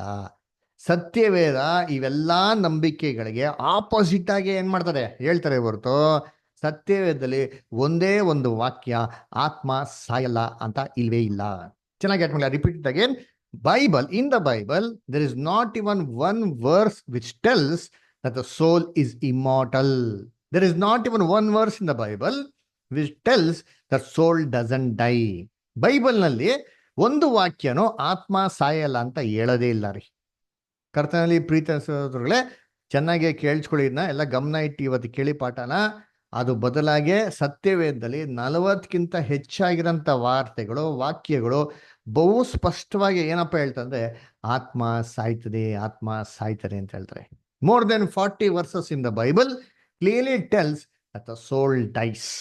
ಅಲ್ರ, ಆತ್ಮ ಸಾಯ್ತಾರೆ ಅಂತ ಹೇಳ್ತಾರೆ ಹೊರತು ಆತ್ಮ ಸಾಯಲ್ಲ ಅಂತ ಯಾವ ವಾಕ್ಯನೂ ಇಲ್ಲ ರೀ. ಆದರೆ ಆತರ ಅಭಿಪ್ರಾಯ ಬರುವಂತ ವಾಕ್ಯಗಳಿದೆ, ಅದನ್ನ ನೋಡೋಣ. ಏನು ವರಿ ಮಾಡ್ಬಿಡ್ರಿ, ಹೇಳದ್ನಲ್ಲ ಈ ಕ್ಲಾಸ್ ಆಕ್ಚುಲಿ 10 hours ಕ್ಲಾಸ್. ಅದರ ಅದಕ್ಕೆ ನಿಮ್ಗೆ 10 ಅವರ್ಗಳಲ್ಲಿ ಈ ಸಂಪೂರ್ಣವಾಗಂತ ಮಾಹಿತಿ ನಿಮಗೆ ಸತ್ಯವಾದ ಮುಖಾಂತರ ನಿಮ್ಗೆ ಕಳಿಸ್ಕೊಡ್ತೀನಿ. ಅದಕ್ಕೆ ಕೆಲವೊಂದು ವಾಕ್ಯಗಳು ಓದೋಣ. ಎಲ್ಲಪ್ಪ ಅಂದ್ರೆ ಎಸೆಕಿಯೇಲ್ 18:4 ಇದನ್ನ ಕೇಳಿಸ್ಕೊಳ್ಳಿ. ಓದ್ಬೇಕಾದ್ರೆ ಇಂಗ್ಲಿಷಲ್ಲಿ ಕೂಡ ಓದೋಣ, ಕನ್ನಡದಲ್ಲಿ ಕೂಡ ಓದೋಣ, ಆಯ್ತರ. ಆಮೇಲೆ ತಮಿಳಲ್ಲಿ ಕೂಡ ಓದೋಣ. ಕನ್ನಡದಲ್ಲಿ ಓದ್ಬೇಕಾದ್ರೆ ದಯವಿಟ್ಟು ನೀವೆಲ್ಲರೂ ನಿಮ್ಮ ಸತ್ಯವೇದ ತೆಗೆದು ಓದಿ. ಅದೇ ತರ ಇಲ್ಲಿ ಆನ್ಲೈನ್ನಲ್ಲಿ ಒಂದು ಸತ್ಯವೇದ ಇದೆ ರೀ, ಅದರ ಕನ್ನಡ KJV ಅಂತ ಹೇಳ್ತಾರೆ ನೋಡಿ, ಅದನ್ನು ಕೂಡ ನಾವು ಲೈಟ್ ಬ್ಲೂ ಅಲ್ಲಿ ಹಾಕಿದ್ರಿ. ಆ ಸತ್ಯವೇದದಲ್ಲಿ ಈ ವಾರ್ತೆಗಳು ಏನಂತ ಬರ್ತದೆ ಅಂತ ಕೂಡ ನೋಡೋಣ, ಗಮನಿಸೋಣ. ಮೊದಲನೇದಾಗೆ ಎಸೆಕಿಯೇಲ್ 18:4 ಕನ್ನಡದಲ್ಲಿ ಓದ್ರಿ, ಆಮೇಲೆ ತಮಿಳಲ್ಲಿ ಓದ್ರಿ ಯಾರ್ದು ದಯವಿಟ್ಟು ಪ್ಲೀಸ್. ಇಗೋ ಸಕಲ ನರ ಪ್ರಾಣಿಗಳು ನನ್ನವೇ, ತಂದೆಯೇನು ಮಗನೇನು, ನರ ಪ್ರಾಣಿಗಳೆಲ್ಲವೂ ನನ್ನ ಅಧೀನದಲ್ಲಿವೆ. ಪಾಪ ಮಾಡುವ ಪ್ರಾಣಿಯೇ ಸಾಯುವನು, ಒಬ್ಬನು ಸದ್ಧರ್ಮಿಯಾಗಿ. ಸಾಕೃಷ್ಟ ಒಂದು ಯಾವ ವಾಕ್ಯ ಹೇಳ್ತಾರೆ ಅದನ್ನ ಮಾತ್ರ ಓದ್ಕೊಂಡು ಹೋಗೋಣ, ಓಕೆನಾ? ನೋಡೋಣ ಅರ್ಥಗಳನ್ನ. ಅಲ್ಲ ಹೇಳ್ತಾರೆ, ಏನ್ ಹೇಳ್ತಾರೆ ಅಲ್ಲಿ, ಪಾಪ ಮಾಡೋಂಥ ಪ್ರಾಣಿಯೇ ಸಾಯುವುದು. ಅದ್ರ ಪ್ರಾಣಿ ಪಾಪ ಮಾಡ್ತದ? ಇಲ್ಲಿ ಏನ್ ಮಾಡ್ಬಿಟ್ರು ಅಂತಂದ್ರೆ, ಪ್ರಾಣಿ ಪಾಪ ಮಾಡುವಂತ ಪ್ರಾಣಿ ಏನಾಗ್ತಾರೆ ಸಾಯುವುದು. ಅಲ್ಲ, ಮನುಷ್ಯನ ಎಷ್ಟು ಮಾತ್ರಕ್ಕೆ ನಾವು ಪ್ರಾಣಿ ಅಂತ ಕರೆಯೋದು ನ್ಯಾಯ? ಯೋಚನೆ ಮಾಡಿರ್ತೀರಿ ಅಲ್ದ್ರ? ಮನುಷ್ಯನ ಪ್ರಾಣಿ ತರ ಸೃಷ್ಟಿ ಮಾಡಿದ್ರ? ಇಲ್ಲ ರೀ, ಸತ್ಯವೇದ ಕ್ಲಿಯರ್ ಆಗಿ ಹೇಳ್ತಾ, ಅದು ನೋಡೋಣ, ಇವೆಲ್ಲ ನೋಡಿಸ್ತೀವಿ ನಿಮ್ಗೆ. ಸತ್ಯವೇದಲ್ಲಿ ಮನುಷ್ಯನ ಹಿಂಗೆ ಸೃಷ್ಟಿ ಮಾಡಿದ್ರು, ಸತ್ಯವೇದ ಏನ್ ಹೇಳ್ತಾರೆ ಅಂದ್ಬಿಟ್ಟಲ್ರ. ಇದನ್ನೇ ದಯವಿಟ್ಟು ಯಾರಾದ್ರು ತಮಿಳಲ್ಲಿ ಓದೋಣ, ಆಮೇಲೆ ಇಂಗ್ಲೀಷಲ್ಲಿ ಓದೋಣ. ತಮಿಳ್ ಯಾರು ಓದ್ತೀರಾ? ஓத்தின் இதோ எல்லா ஆத்துமாக்களும் என்னுடையவைகள். தகப்பனின் ஆத்துமா எப்படியோ அப்படியே மகனின் ஆத்துமாவும் என்னுடையது. பாவம் செய்கிற ஆத்துமாவே சாகும். ನೋಡ್ರಾ ಪಾವ ಸೇಗಿರ ಆತ್ಮವೇ ಸಾಗೋಮ್ ಅಂತ ತಮಿಳ ತುಂಬಾ ಕ್ಲಿಯರ್ ಆಗಿ ಕೊಟ್ಟಿದ್ದಾರೆ. ಅದರ ಏನ್ರಿ, ಪಾಪ ಮಾಡುವಂತ ಆತ್ಮ ಸಾಯ್ತದೆ. ಇದನ್ನ ಕನ್ನಡದ ಏನ್ ಅಂತ ಹಾಕ್ಬಿಟ್ರು, ಆತ್ಮ ಅಂತ ಬರೋಂತ ಪದದ ಬದಲಾಗಿ ಪ್ರಾಣಿ, ಅದರ ಪಾಪ ಮಾಡೋಂಥ ಪ್ರಾಣಿ ಸಾಯ್ತದೆ. ಪ್ರಾಣಿನ ಆತ್ಮ ಅಂತ ಹಾಕಿರೋ ಪದಕ್ಕೆ ಆತ್ಮ ಅಂತ ಬರಬೇಕು. ಇಲ್ಲೇನ್ ಮಾಡಿದ್ದಾರೆ, ಪ್ರಾಣಿ ಅಂತ ಹಾಕ್ಬಿಟ್ಟಿದ್ರು. ಯಾಕೆ ಹಾಕಿದ್ರು ಇದನ್ನೆಲ್ಲಾನು ಡೀಟೇಲ್ ಆಗಿ ಹೇಳ್ಕೊಡ್ತೀನಿ ನಿಮ್ಗೆ ಆತರ. ಇವಾಗ ಇದೇ ವಾರ್ತೆನ ಯಾರಾದ್ರೂ ಇಂಗ್ಲೀಷಲ್ಲಿ ಓದ್ತೀರಾ? English King James version KJV Bible ಯಾರ ಹತ್ರ ಇಂಗ್ಲೀಷಲ್ಲಿ ಇದ್ರೆ ದಯವಿಟ್ಟು ಯಾರು ಓದ್ತೀರಾ? ವಿಕ್ರಮ್ ಬದರ್ ಓದಿ. Behold, all souls are mine, as the soul of the Father, so also the soul of the Son is mine. The soul that sinneth, it shall die. ನೋಡಿದ್ರ, the soul that sinneth it shall die. ನೋಡಿ ಎಷ್ಟು clear ಆಗಿದೆ. ಅದರ soul that sinneth it shall die, soul dies, ಆತ್ಮ ಸಾಯ್ತಾರೆ ಅಂತ ಬಹು ಸ್ಪಷ್ಟವಾಗಿ ಕೊಟ್ಟಿದೆ. ಪಾವ ಸೇಗ್ರ ಆತ್ಮ ಸಾಗುಮ್, ಆತ್ಮ ಸಾಗುಮ್, ಆತ್ಮ ಸಾಯ್ತಾರೆ ಅಂತ ಹೇಳ್ತಾರೆ. ಇವಾಗ ಸ್ಕ್ರೀನ್ ನಲ್ಲಿ ಬ್ಲೂ ಕಲರ್ ಅಲ್ಲಿ ಒಂದು ಏನ್ರಿ ಟ್ರಾನ್ಸ್ಲೇಷನ್ ಹಾಕಿದ್ರಿ, ದಯವಿಟ್ಟು ಯಾರು ಓದ್ಬೋದು ಅದನ್ನ. ಎಸೆಕಿಯೇಲ್ 18:4 ಸ್ಕ್ರೀನ್ ನೋಡ್ಕೊಂಡು ಯಾರು ಓದ್ತೀರಾ ಸೋದರ ಸೋದರಿಗಳು? ಇಗೋ ಎಲ್ಲಾ ಆತ್ಮಗಳು ನನ್ನವು, ತಂದೆಯ ಆತ್ಮದಂತೆಯೇ ಮಗನ ಆತ್ಮವು ನನ್ನದು. ಪಾಪ ಮಾಡುವ ಆತ್ಮವು ಸಾಯುತ್ತದೆ. ನೋಡ್ರ, ಇದು ಏನ್ರಿ, ಇದು ಮಾಡಿದ್ರೆ ಬೈಬಲ್ ಸೊಸೈಟಿ ಅವರೇನೆ ಏನ್ ಕೊಡ್ಕೊಂಡಿದ್ದೀನಿ ಇದರಲ್ಲಿ. ಪಾಪ ಮಾಡುವಂತ ಆತ್ಮ ಏನಾಗ್ತದೆ, ಸಾಯ್ತದೆ. ಆತ್ಮ ಏನಾಗ್ತದೆ, ಸಾಯ್ತದ್ರಿ. ಅದರ ಇದು ಸತ್ಯವೇಳ ಹೇಳೋದಂತ ಮಾತ್ರಿ. ಎಷ್ಟು ಕ್ಲಿಯರ್ ಆಗಿದೆ ಅಂತೀರಿ. ಅದರ ಇನ್ನೊಂದು ವಾಕ್ಯ ಓದೋಣ. ಎಲ್ಲಪ್ಪ ಅಂದ್ರೆ ಎಸೆಕಿಯೇಲ್ 18:20. ಗೌತಮ್ ಬದರ್ ಓದ್ತೀರಾ? ಎಸೆಕಿಯೇಲ್ 18:20 ಕನ್ನಡದಲ್ಲಿ ಓದ್ಬೋದಾ? ಓದ್ತೀನಿ ಬ್ರದರ್. ಪಾಪ ಮಾಡುವವನೇ ಸಾಯುವನು, ಮಗನು ತಂದೆಯ ದೋಷ ಫಲವನ್ನು ಅನುಭವಿಸನು, ತಂದೆಯು ಮಗನ ದೋಷ ಫಲವನ್ನು ಅನುಭವಿಸನು. ಓಕೆ ಶಿಷ್ಯನ ಸಾಕು ಬುಧರ್. ಓಕೆನಾ? ಸರಿ, ಇಲ್ಲಿ ಏನ್ರಿ ಪಾಪ ಮಾಡುವನೇ ಸಾಯುವನು ಅಂತ ಬಂತು ಅಲ್ಲರ? ಸರಿ, ಇದನ್ನ ಯಾರಾದ್ರೂ ತಮಿಳಲ್ಲಿ ಓದಿರ್ಬೋದು ನೋಡೋಣ. செய்கிற ஆத்மாவே சாகும், குமாரன் தகப்பனுடைய அக்கிரமத்தை சுமப்பதும் இல்லை, தகப்பன் குமாரனுடைய அக்கிரமத்தை சுமப்பதும் இல்லை, நீதிமானுடைய நீதி அவன் மேல் தான் இருக்கும். ಓಕೆ ಸಾಕು, ಥ್ಯಾಂಕ್ ಯು. ಸೊ ಅದೇನು ಹೇಳ್ತಾರೆ? ಪಾಪ ಸೈಗರ ಆತ್ಮ ಸಾಗುಂ, ಪಾಪ ಮಾಡುವಂತ ಆತ್ಮ ಸಾಯ್ತಾರೆ ಅಂತ ಹೇಳ್ತಾರೆ. ಇದನ್ನೇ ನಾವು ಸ್ವಲ್ಪ ಇಂಗ್ಲೀಷಲ್ಲಿ ಓದೋಣ. ಇಂಗ್ಲೀಷಲ್ಲಿ ಓದ್ತೀರಾ brother? The soul that sinned, it shall die. ನೋಡ್ರ, The son, ಇಷ್ಟು ಕ್ಲಿಯರ್ ಆಗಿದೆ. ಓಕೆನಾ? ನೋಡಿ, the soul that sinneth it shall die. ನಮಗೆ ಟೈಮ್ ತುಂಬ ಕಮ್ಮಿ ಇರೋದ್ರಿಂದ, ತುಂಬ ನಾವು ಎಲಾಬ್ರೇಟ್ ಆಗಿ ನೋಡೋದ್ರಿಂದ ವಾಕ್ಯದಲ್ಲಿ ಕೆಲವೊಂದು ಅಂಶಗಳು ಮಾತ್ರ ಗಮನಿಸೋಣ. ಓಕೆನಾ? ಸರಿ, ಹೇಳ್ತಾರೆ the soul that sinneth it shall die. ಪಾಪ ಮಾಡೋಂಥ ಆತ್ಮ ಏನಾಗ್ತಾರಂತೆ? ಸಾಯ್ತಾರೆ ಅಂತ ಹೇಳ್ತಾರೆ. ಇವಾಗ ಸ್ಕ್ರೀನಲ್ಲಿ ಹಾಕಿದ್ವಿ ನೋಡಿ, ಕನ್ನಡದಲ್ಲಿ ಬ್ಲೂನಲ್ಲಿ. ಅದು ಯಾರು ಓದ್ಬೋದಾ? ಗೌತಮ್ ಓದ್ಬೋದಾ? ಆಗ್ತದೆ ನಿಮ್ಗೆ? ಹೌದು. ಪಾಪ ಮಾಡುವ ಆತ್ಮವು ಸಾಯುತ್ತದೆ. ನೋಡ್ರ, ಮಗನು ಎಷ್ಟು ಕ್ಲೀನ್ ಆಗಿ ಹೇಳ್ತಾ ನೋಡ್ತೀನಿ. ಪಾಪ ಮಾಡುವಂತ ಆತ್ಮ ಸಾಯ್ತದೆ. ನೋಡಿ ಎಷ್ಟು ಕ್ಲೀನ್ ಆಗಿದೆ ಸತ್ಯವೇದದಲ್ಲಿ. ಪಾಪ ಮಾಡೋಂಥ ಆತ್ಮ ಸಾಯ್ತದೆ. ಅದಕ್ಕೆ ಏನ್ರಿ, ಎಷ್ಟೋ ಜನ ಏನ್ ಬಿಡ್ತಾರೆ, ಬ್ರದರ್ ಪಾಪ ಮಾಡೋಂಥ ಆತ್ಮ ಸಾಯೋದು ಬ್ರದರ್, ನಾವೆಲ್ಲ ಸಾಯಲ್ಲ ಬ್ರದರ್, ನಮ್ಮ ಆತ್ಮಗಳೆಲ್ಲ ಸಾಯಲ್ಲ, ಅದು ಪಾಪ ಮಾಡೋಂಥದ್ದು ಮಾತ್ರ ಏನಾಗೋದ್ರು ಸಾಯೋದು ಅಲ್ವರಾ? ಸರಿಯಪ್ಪ, ಹಂಗಾರೆ ಬೇರೆಯವ್ರ ಆತ್ಮ ಎಲ್ಲ ಸಾಯಲ್ವಾ? ಎಲ್ಲಿ ಹೋಗ್ತಲ್ಲ ಪಾಪ ಮಾಡಿದ್ರು ಯಾರ ಇದಾರ? ಸತ್ಯವೇದ ಏನ್ ಹೇಳ್ತದೆ? ನೀತಿವಂತರು ಎಷ್ಟು ಜನ ಇದಾರಂತೆ ಲೋಕದಲ್ಲಿ? ಹೇಳ್ರಿ, ನೀತಿವಂತರು ಎಷ್ಟು ಜನ ಇದಾರೆ ಲೋಕದಲ್ಲಿ? ಒಬ್ರು ಇಲ್ಲ. ನೋಡ್ರ, ನೀವೇ ಹೇಳ್ಬಿಟ್ರಿ ಒಬ್ರು ಇಲ್ಲ ಅಂತ. ಅಪೋಸ್ಟ್ಲ್ ಪೌಲ್ ಅದನ್ನ ಹೇಳೋದು ರೋಮಪುರದಲ್ಲಿ 3:10 ಅಲ್ವರ? ನೀತಿವಂತನೂ ಇಲ್ಲ, ಒಬ್ಬನಾದ್ರೂ ಇಲ್ಲ ಅಂತ. ಹಂಗಾರೆ ಎಲ್ಲಾರು ಪಾಪ ಮಾಡಿ ದೇವ್ರ ಕೃಪೆನ ಕಳ್ಕೊಂಡ, ಹಂಗಾರೆ ಎಲ್ಲಾರು ಪಾಪಿಗಳೇ, ಒಬ್ರು ನೀತಿವಂತರಿಲ್ಲ. ಹಂಗಾರೆ ಎಲ್ಲಾ ಪಾಪಿಗಳು ಅಂತಂದ್ರೆ ಕರ್ತನಲ್ಲಿ ಪ್ರೀತಿ ಅಂತ ಸಹೋದರ ಸಹೋದರಿಗಳೇ, ಎಲ್ಲರ ಆತ್ಮ ಏನಾಗ್ತದೆ? ಸತ್ತೇ ಸಾಯ್ತದ್ರಿ. ಅದಕ್ಕೆ ಅಪೋಸ್ಟ್ಲ್ ಯೋಹಾನ ಅವ್ರು ಹೇಳ್ತಾರೆ, ಏನಪ್ಪ ನಮ್ಮಲ್ಲಿ ಏನೋ ಪಾಪ ಇಲ್ಲ ಅಂತ ಹೇಳ್ಬಿಟ್ರೆ ಏನ್ರಿ ನಾವು ಎಲ್ಲಾರ್ಕಿಂತ ದೊಡ್ಡ ಸುಳ್ಳುಗಾರರು ಅಂತ ಹೇಳ್ತಾರೆ. ಇದು ಹೇಳೋದು ಯಾವಾಗ? ನಾವು ಯೇಸು ಕ್ರಿಸ್ತನ ಅಂಗೀಕಾರ ಮಾಡಿದ್ಮೇಲೂ ಕೂಡ ನಮ್ಮಲ್ಲಿ ಏನೋ ಪಾಪ ಇಲ್ಲ ಅಂತ ಅಂದ್ಬಿಟ್ರೆ ಅಂತಂದ್ರೆ ನಾವೆಲ್ಲಾರ್ಕಿಂತ ದೊಡ್ಡ ಸುಳ್ಳುಗಾರರು ಅಂತ ಹೇಳ್ತಾರೆ. ನೋಡಿ ವಾಕ್ಯ ಓದೋಣ. 1 ಯೋಹಾನ 1ನೇ ಅಧ್ಯಾಯ 8ನೇ ವಾಕ್ಯ. ಓದ್ರಿ, ವಿಜಯ ಸಿಸ್ಟರ್ ಓದ್ಬೋದಾ? ನಮ್ಮಲ್ಲಿ ಪಾಪವಿಲ್ಲವೆಂದು ನಾವು ಹೇಳಿದರೆ ನಮ್ಮನ್ನು ನಾವೇ ಮೋಸ ಪಡಿಸಿಕೊಳ್ಳುತ್ತೇವೆ ನೋಡ್ರ, ಮತ್ತು ಸತ್ಯ ನಮ್ಮಲ್ಲಿ ಇಲ್ಲವೇ ಇಲ್ಲ ಅಂತಾರೆ ಅರ್ಥ ಅಂದ್ರ. ನಾವು ಯೇಸು ಕ್ರಿಸ್ತನ ಅಂಗೀಕಾರ ಮಾಡಿರ್ಲಿ ಮಾಡದೇ ಇರ್ಲಿ, ಅದು ಯೇಸು ಕ್ರಿಸ್ತನ ರಕ್ತನ ಪಾಪ ತೊಳೆಯಲ್ಪಡ್ತಾರೆ, ಅದು ಸೆಕೆಂಡ್ರಿ. ಆದ್ರೆ ಪಾಪ ಇದ್ದಕ್ಕೆ ತೊಳೆಯಲ್ಪಡೋದು.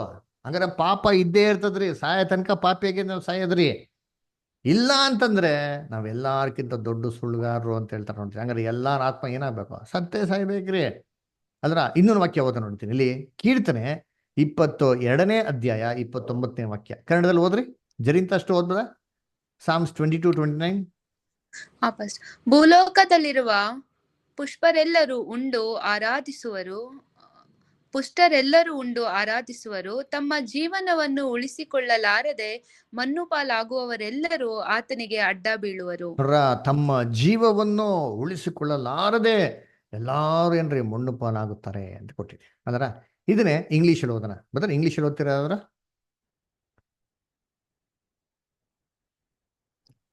all they that be fat upon earth shall eat and worship. All they that go down to the dust shall bow before him, and none can keep alive in his own soul. ನೋಡ್ರ, none can keep alive his own soul. None can keep alive his own ಸೋಲ್.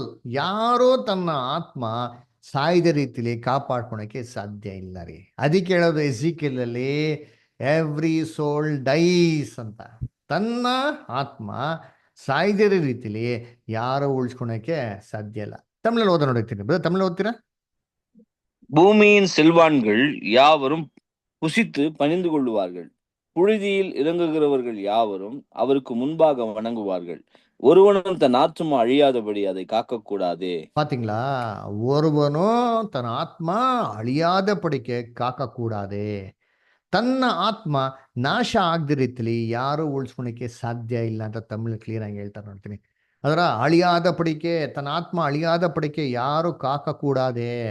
யாருனால முடியாதோ இல்லைங்களா? பாருங்க எவ்வளோ ரொம்ப clear ಆಗಿ சொல்றாரு ತಮಿಳ್ ಅರ್ಮಿಯಾಗಿ ಕೊಡ್ತಿರ್ತಾರೆ ನೋಡ್ರ, ಎಷ್ಟು ಕ್ಲೀನ್ ಆಗಿ ಹೇಳ್ತಾರೆ ಅಂತೀನಿ ಸ್ಪಷ್ಟವಾಗಿ ಬೈಬಲ್ ಅಲ್ರಿ ಅಲ್ವರ. ಇವಾಗ ಅಲ್ಲಿ ಸ್ಕ್ರೀನಲ್ಲಿ ಹಾಕಿರೋದು ಬ್ಲೂ ಕಲರ್ ಏನ್ರಿ ವಾರ್ತೆಗಳನ್ನ ದಯವಿಟ್ಟು ಯಾರಾದ್ರೂ ಓದ್ರಿ, ಸಹೋದರ ಸಹೋದರಿಗಳು ಯಾರಾದ್ರೂ. ಭೂಮಿಯ ಮೇಲೆ ಭೂಮಿಯ ಮೇಲೆ ಕೊಟ್ಟರು ಎಂದು ಆರಾಧಿಸುವರು, ಮಣ್ಣಿಗೆ ಇಳಿಯುವರೆಲ್ಲರೂ ಅವನ ಮುಂದೆ ನಮಸ್ಕರಿಸುವರು, ಮತ್ತು ಯಾರು ತನ್ನ ಆತ್ಮವನ್ನು ಉಳಿಸಿಕೊಳ್ಳಲಾರರು.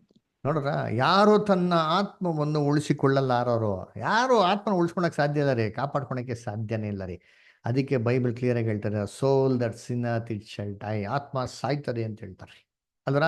ಇನ್ನೊಂದು ವಾರ್ತೆ ಓದೋಣ, ಕೀರ್ತನೆ 35:17 ಕನ್ನಡದಲ್ಲಿ ಓದಿ, ಆಮೇಲೆ ಇಂಗ್ಲೀಷಲ್ಲಿ ಓದಿ, ಆಮೇಲೆ ತಮಿಳಲ್ಲಿ ಕೂಡ ಓದೋಣ. ಕರ್ತನನ್ನೇ ಇನ್ನೆಷ್ಟರವರೆಗೂ ಸುಮ್ಮನೆ ನೋಡುತ್ತಾ ಇರುವಿ, ಅವರ ಅಪಾಯದಿಂದ ನನ್ನ ಪ್ರಾಣವನ್ನು ಬಿಡಿಸು. ನನ್ನ ಪರಮಪ್ರಿಯ ಪ್ರಾಣವನ್ನು ಆ ಸಿಂಹಗಳ ಬಾಯಿಗೆ ಸಿಗದಂತೆ ತಪ್ಪಿಸು. ನೋಡ್ರ, ನನ್ನ ಪ್ರಿಯ ಪ್ರಾಣವನ್ನು ಅದರ ಆ ಸಿಂಹಗಳ ಬಾಯಿಂದ ಸಿಕ್ಕದಂತೆ ನಾನು ತಪ್ಪಿಸು ಅಂತ ಹೇಳ್ತಾರೆ ಅಲ್ಲ, ನನ್ನ ಪ್ರಿಯ ಪ್ರಾಣವನ್ನು. ಇದನ್ನೇ ತಮಿಳಲ್ಲಿ ಓದೋಣ. ஆண்டவரே, எதுவரைக்கும் இதை பார்த்து கொண்டிருப்பீர்? என் ஆத்துமாவை அழிவுக்கும் எனக்கு அருமையானதை சிங்கக்குட்டிகளுக்கும் தப்புவியும். பாத்தீங்களா, என் ஆத்மாவே என்னங்க தப்புவியுங்கள், என் ಆತ್ಮ ಏನ್ರಿ ಆತ್ಮನ ಕಾಪಾಡ್ರಿ, ನಾಶದಿಂದ ಕಾಪಾಡ್ರಿ ಅಂತ ಏನ್ರಿ ಮಾಡ್ತಾರಲ್ಲ, ಕೇಳಕೊಂತಾರ ಎಲ್ಲರ. ಇದು ಇಂಗ್ಲೀಷಲ್ಲಿ ಓದೋಣ ಬದರ್, ಇಂಗ್ಲೀಷ್ ಓದ್ತಿರ್ಬೋದ? ನಾನು ಓದ್ತೀನಿ brother. Okay. Lord, how long wilt thou look on? Rescue my soul from their destructions, my darling from the lions. ನೋಡ್ರ, rescue my soul from their destruction. ಅದರ ಆತ್ಮ ಸಾಯೋದ್ರಿಂದಾನೇ ಅದನ್ನ ಕಾಪಾಡು ಅಂತ ಏನ್ ಮಾಡ್ತಾರೆ, ದೇವತರ ಪ್ರಾರ್ಥನೆ ಮಾಡ್ತಾರೆ ಅಂತ. ಹಂಗ್ರೆ ಏನಂತಾರೆ, ಸೋಲ್ ಡೈಸ್.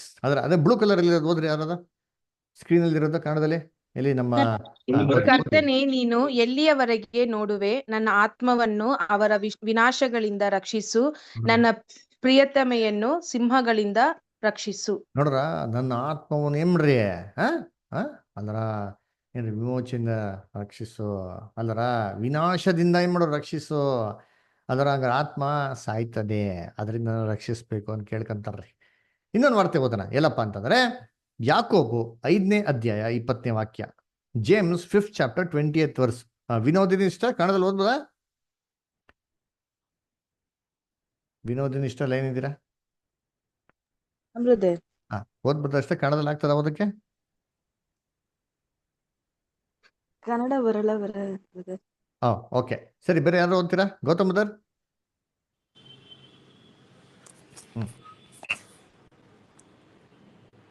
ಓದ್ರಿ, ಜನಿತ ಅಷ್ಟ ಓದಿ. ಒಬ್ಬ ಪಾಪಿಯನ್ನು ತಪ್ಪಾದ ಮಾರ್ಗದಿಂದ ತಿರುಗಿಸಿದವನು ಅವನ ಪ್ರಾಣವನ್ನು ಮರಣಕ್ಕೆ ತಪ್ಪಿಸಿ ಬಹು ಪಾಪಗಳನ್ನು ಮುಚ್ಚಿದವನಾದನೆಂದು ತಿಳಿದುಕೊಳ್ಳಿರಿ. ನೋಡ್ರ, ಏನ್ರಿ ಒಬ್ಬರನ್ನ ಏನಾರು ಏನ್ರಿ ಅವನ್ನ ಬಹು ಪಾಪಗಳಿಂದ ರಕ್ಷಿಸ್ರಿ ಏನ್ ಮಾಡ್ದಂಗಂತಲ್ಲಿ, ಮರಣದಿಂದ ಒಂದು ಆತ್ಮನ ಏನ್ ಮಾಡ್ದಂಗೆ ಕಾಪಾಡ್ದಂಗೆ ಅಂತ ಹೇಳ್ತಾರೆ. ಕನ್ನಡದಲ್ಲಿ ಏನ್ ಬಂತು, ಪ್ರಾಣವನ್ನು ಅಂತ ಬಂದ್ಬಿಡ್ತು. ಅದರ ಇದು ಇಂಗ್ಲಿಷ್ ತಮಿಳಲ್ಲಿ ಓದ ನೋಡಿರ್ತೀರಿ. ಓದಿ ಬದ தமிழில் உள்ள போதர். தப்பி போன மார்க்கத்தினின்று பாவியை திரும்புகிறவன் ஒரு ஆத்மாவை மரணத்தினின்று ரட்சித்து திரளான பாவங்களை மூடுவான் என்று அறிய கடவன். ನೋಡ್ರ, ஒரு ಆತ್ಮವೇ ಮರಣದಿಂದ ತಪ್ಪಿತ್ತು. ಅದರ ಒಂದು ಆತ್ಮನ ಮರಣದಿಂದ ಏನ್ ಮಾಡ್ಬೋದಂತೆ, ಕಾಪಾಡಬಹುದಂತೆ. ಅದರ ಇನ್ನು ಇಂಗ್ಲಿಷಲ್ಲಿ ಓದೋಣ. Vikram Badr ಓದ್ಬೋದಾ? Okay. Let him know that he which convert the sinner from the error of his way shall save a soul from death and shall hide a multitude of sins. ಅಲ್ವಾ, shall save a soul from death ಅದೇನರ್ಥ, ಆತ್ಮಗೆ ಸಾವಿದೆ, ಅದರಿಂದಾನೇ ಆತ್ಮನ ಏನ್ ಮಾಡ್ಬೋದಂತೆ, ಸಾವಿಂದ ರಕ್ಷಿಸ್ಬೋದಂತೆ. ಹಂಗಾರೆ ಆತ್ಮಕ್ಕೆ ಸಾವಿದೆ ತಾನೆ. ನೋಡ್ರ, ಎಷ್ಟು ಕ್ಲೀನ್ ಆಗಿದೆ ಬೈಬಲ್ ಅಂತೀನಿ. ಅದರ ಕನ್ನಡದಲ್ಲಿ ಬಿಟ್ರು ಪುರಾಣ ಅಂತ ಹಾಕೋದು. ಯಾತಕ್ಕೆ ಹಾಕಿದ್ರೆ ನಿಮ್ಗೆಲ್ಲ ಎಕ್ಸ್ಪ್ಲೇನ್ ಮಾಡ್ತೀನಿ. ಅದರ ಅದಕ್ಕೆ ಇಷ್ಟೊಂದು ಟ್ರಾನ್ಸ್ಲೇಷನ್ಸ್ ನಿಮ್ಗೆ ಕಂಪೇರ್ ಮಾಡಿ ಓದಿಸ್ತಾ ಇರೋದು. ಯಾಕಪ್ಪ ಅಂದ್ರೆ ಟ್ರಾನ್ಸ್ಲೇಷನ್ಸ್ ಅಲ್ಲಿ ಏನ್ ಮಾಡಿದ್ದಾರೆ, ಯಾತಕ್ಕೆ ಹಿಂಗ್ ಮಾಡಿದೆ ಅಂತ ನಿಮ್ಗೆ ಎಕ್ಸ್ಪ್ಲೇನ್ ಮಾಡ್ತೀನಿ. ಇದೆಲ್ಲ ನೀವು ಡೀಟೇಲ್ ಆಗಿ ತಿಳ್ಕೊಬೇಕು ಅಲ್ವರ. ಅದೇ ಈ ಸ್ಕ್ರೀನಲ್ಲಿ ಹಾಕಿರೋದು ಓದ್ರಿ, ಕನ್ನಡದಲ್ಲಿ ಬ್ಲೂ ಅಲ್ಲಿ ಹಾಕಿರೋದು ಯಾರಾದ್ರ ಸಹೋದರ ಸಹೋದರಿಗಳು? ಎಲ್ಲಿ ನಮ್ಮ ಭೀಮಾ ಸಿಸ್ಟರ್, ಬಿಂದು ಸಿಸ್ಟರ್ ಇದ್ದೀರಲ್ಲ ಇನ್ನಲ್ಲಿ? ಓಕೆ, ಯಾರು ಓದ್ತೀರಾ? ಅವನು ಪಾಪ ಮಾಡಿದವನನ್ನು ತಪ್ಪಾದ ಮಾರ್ಗದಿಂದ ತಿರುಗಿಸಿದಲ್ಲದೆ ಅವನ ಆತ್ಮವನ್ನು ಮರಣಕ್ಕೆ ತಪ್ಪಿಸಿ ಬಹುಪಾಪಗಳನ್ನು ಮುಚ್ಚಿದವನಾದನೆಂದು ತಿಳಿದುಕೊಳ್ಳಲಿ. ನೋಡ್ರ, ಅವನ ಆತ್ಮವನ್ನು ಮರಣಕ್ಕೆ ತಪ್ಪಿಸಿ, ಆತ್ಮನ ಮರಣದಿಂದ ಏನ್ ಮಾಡ್ಬೋದು? ತಪ್ಪಿಸುವಾಗ ಆತ್ಮಗೆ ಮರಣ ಇದೆ ಅಂತ ಅರ್ತಾರೆ ಅಲ್ವರ? ಕರ್ತನಲ್ಲಿ ಪ್ರೀತಿ ಅಂತ ಸೌರಸರಿಗಳೇ, ಸಾಮಾನ್ಯವಾಗಿ ಎಲ್ಲರಿಗೂ ಆತ್ಮನ ಏನರ್ಥ? ಹೌದು, ಇದು ಕಣ್ಣು ಕಾಣಿಸಲ್ಲ ಏನ್ರಿ, ಕತ್ತಿ ತಗೊಂಡು ಹೊಡಿತಾ ಇದ್ರು ಏನಾಗಲ್ಲ, ಅದಕ್ಕೆ ಏನ್ ನೋವಾಗಲ್ಲ, ತಲೆ ಕಟ್ ಮಾಡೋದು ಸರಿ, ತಿರ್ಗಾ ತಲೆ ಏನಾಗ್ತಾರೆ, ವಾಪಸ್ ಬಂದು ಕೂತ್ಕೊಂತ ಇರ್ತಾರೆ, ಈ ಅಂತ ನಗ್ತಾನೆ ಇರ್ತಾರೆ. ಎಷ್ಟು ತಗೊಂಡು ಕತ್ತೇಲಿ ಚುಚ್ಚಿದ್ರು ಅದ್ಗೇನಾಗಲ್ಲ, ಅದಕ್ಕೆ ನೋವೇ ಆಗಲ್ಲ. ಯಾಕಪ್ಪ ನೋವಾಗಲ್ಲ ಅಂತಂದ್ರೆ ಅದರ ರಕ್ತ ಮಾಂಸನೇ ಇಲ್ಲ, ಅದು ದೇಹನೇ ಇಲ್ಲ, ಅದಕ್ಕೆ ಏನಾಗಲ್ಲ, ಅದಕ್ಕೆ ಎಫೆಕ್ಟೇ ಆಗೋದಿಲ್ಲ ಅಂತಂದ್ಬಿಟ್ಟು. ಸರಿ, ಸತ್ಯವೇದ ಏನ್ ಹೇಳ್ತದೆ ನೋಡಿ, ಓದೋಣ. ಯೋಬ 27:8. ಯೋಬ 27:8. ಗೌತಮ್ ಬದರ್ ಓದ್ಬೋದಾ? ಇದ್ದೀರಾ? ಓದ್ತೀನಿ ಬ್ರದರ್. ಜೋಬ್ 27:8 ಬದರ್.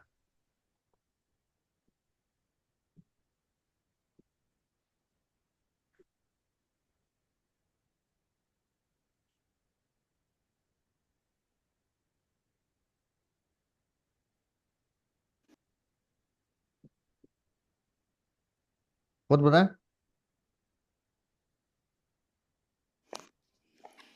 ಓದ್ಲಾ ಬ್ರದರ್? ಬದರ್ ಓದಿ. 8 ಅಲ್ಲ ಬ್ರದರ್? ದೇವರು ಭ್ರಷ್ಟನ ಆತ್ಮವನ್ನು ಕಡೆದೆ ಎಳೆಯುವಾಗ ಅವನಿಗೆ ನಿರೀಕ್ಷೆ ಎಲ್ಲಿಯದ್ದು? ಅಲ್ವರಾ? ನೋಡ್ರಿ, ಇನ್ನೊಂದ್ಸತಿ ಓದ್ರಿ ಕರೆಕ್ಟಾಗಿ. ದೇವರು ಭ್ರಷ್ಟನ ಆತ್ಮವನ್ನು ಕಡೆದೆಳೆಯುವಾಗ ಅವನಿಗೆ ನಿರೀಕ್ಷೆ ಎಲ್ಲಿಯದು? ನೋಡ್ರ, ದೇವರು ಭ್ರಷ್ಟರ ಆತ್ಮವನ್ನು ಕಡ್ದೆಳೆಯುವಾಗ ಅವನಿಗೆ ನಿರೀಕ್ಷೆ ಎಲ್ಲಿದೆ? ಎಲ್ಲೈತೆ ನಿರೀಕ್ಷೆ? ಕಡ್ದೆಳಿಬೇಕಾರೆ ಹಂಗಾರೆ ಆತ್ಮನ ಏನ್ ಮಾಡ್ಬೋದು? ಕಡಿಬೋದು, ಕಡ್ದು ಎಳಿಬೋದು, ಸಾಯಿಸ್ಬೋದು. ನೋಡ್ರ, ಬೈಬಲ್ ಎಷ್ಟು ಕ್ಲಿಯರ್ ಆಗಿ ಕೊಟ್ಟವ್ರೆ ಅಲ್ವರ? ಕನ್ನಡದಲ್ಲಿ ಕೆಲವೊಂದು ಜಾಗದಲ್ಲಿ ಏನ್ ಮಾಡಕ್ಕಾಗಿಲ್ಲ, ಅವ್ರು ಚೇಂಜ್ ಮಾಡಕ್ಕಾಗಿಲ್ಲ ರೀ, ಆತ್ಮ ಸಾಯ್ತಾರೆ ಅಂತ ಕೆಲವೊಂದು ಜಾಗದಲ್ಲಿ ಕನ್ನಡದಲ್ಲಿ ಬಿಟ್ಟವ್ರೆ. ತಮಿಳಂತೂ ಎಲ್ಲಾ ಜಾಗದಲ್ಲಿ ಕ್ಲೀನ್ ಆಗಿ ಮಾಡ್ತಾರೆ, ಆತ್ಮ ಸಾಯ್ತದೆ ಅಂತ ಹಾಕ್ಬಿಟ್ಟಾರೆ ಅಲ್ವರ? ಇನ್ನೊಂದು ಕೆಲವು ವಾಕ್ಯಗಳು ಓದೋಣ ಅಂತೀನಿ. ಇಲ್ಲಿ ಲೂಕ 2:35 ಕನ್ನಡದಲ್ಲಿ ಓದೋಣ ಅಂತೀನಿ. ಲೂಕ 2:35. ಗೌತಮದರ್ ಇದರ ಲೈನಲ್ಲಿ ಬೈಬಲ್ ಇದೆಯಾ ಕೈನಲ್ಲಿ? ಓದ್ರಿ, ನಿಮ್ ಬೈಬಲ್ ಇಟ್ಕೊಂಡು ಕೂತ್ಕೊಂಡ್ಬೇಕಿದ್ ಇಂಪಾರ್ಟೆಂಟ್ ಕ್ಲಾಸು. 2:35 ಇದಲ್ಲದೆ ನಿನ್ನ ಪ್ರಾಣಕ್ಕಂತೂ ಅಲುಗು ನಾಟಿದಂತಾಗುವುದು ಎಂದು ಹೇಳಿದನು. ನೋಡಿದ್ರ, ಇದು ಮರಿಯಾಳಿಗೆ ಏನ್ ಮಾಡ್ತಾರೆ ಹೇಳ್ತಾರೆ, ಯೇಸು ಕ್ರಿಸ್ತನ ಜನ್ಮದ ವಿಚಾರದಾಗ ಹೇಳ್ತಾರೆ. ಹೆಂಗಿರ್ತಾರೆ ಅಂದ್ರೆ, ಕ್ರಿಸ್ತನ ಒಂದು ಮರಣ ಶ್ರಮೆ ಸಂಕಟಗಳನ್ನ ನೋಡ್ಬಿಟ್ಟು ಹೆಂಗಿರ್ತಾರೆ ಅಂತಾರೆ, ಮರಿಯಾಳ ಒಂದು ಏನ್ರಿ ಹೃದಯಕ್ಕೆ ಪ್ರಾಣಕ್ಕಂತೂ ಅಲುಗೂ ನಾಡ್ತಂತೆ, ಎಂತ ಕತ್ತಿಯಿಂದ ತೂಯ್ದಂತೆ ಇರ್ತದೆ ಅಂತ ಹೇಳ್ತಾರೆ. ಇದನ್ನೇ ಇಂಗ್ಲೀಷಲ್ಲಿ ಓದೋಣ, ಆಮೇಲೆ ತಮಿಳಲ್ಲಿ ಕೂಡ ಓದೋಣ. ಇಂಗ್ಲೀಷಲ್ಲಿ ಓದ್ರೆ ದಯವಿಟ್ಟು ಯಾರಾದ್ರ ವಿಕ್ರಮ್ ಬದ್ರ ಓದಿ.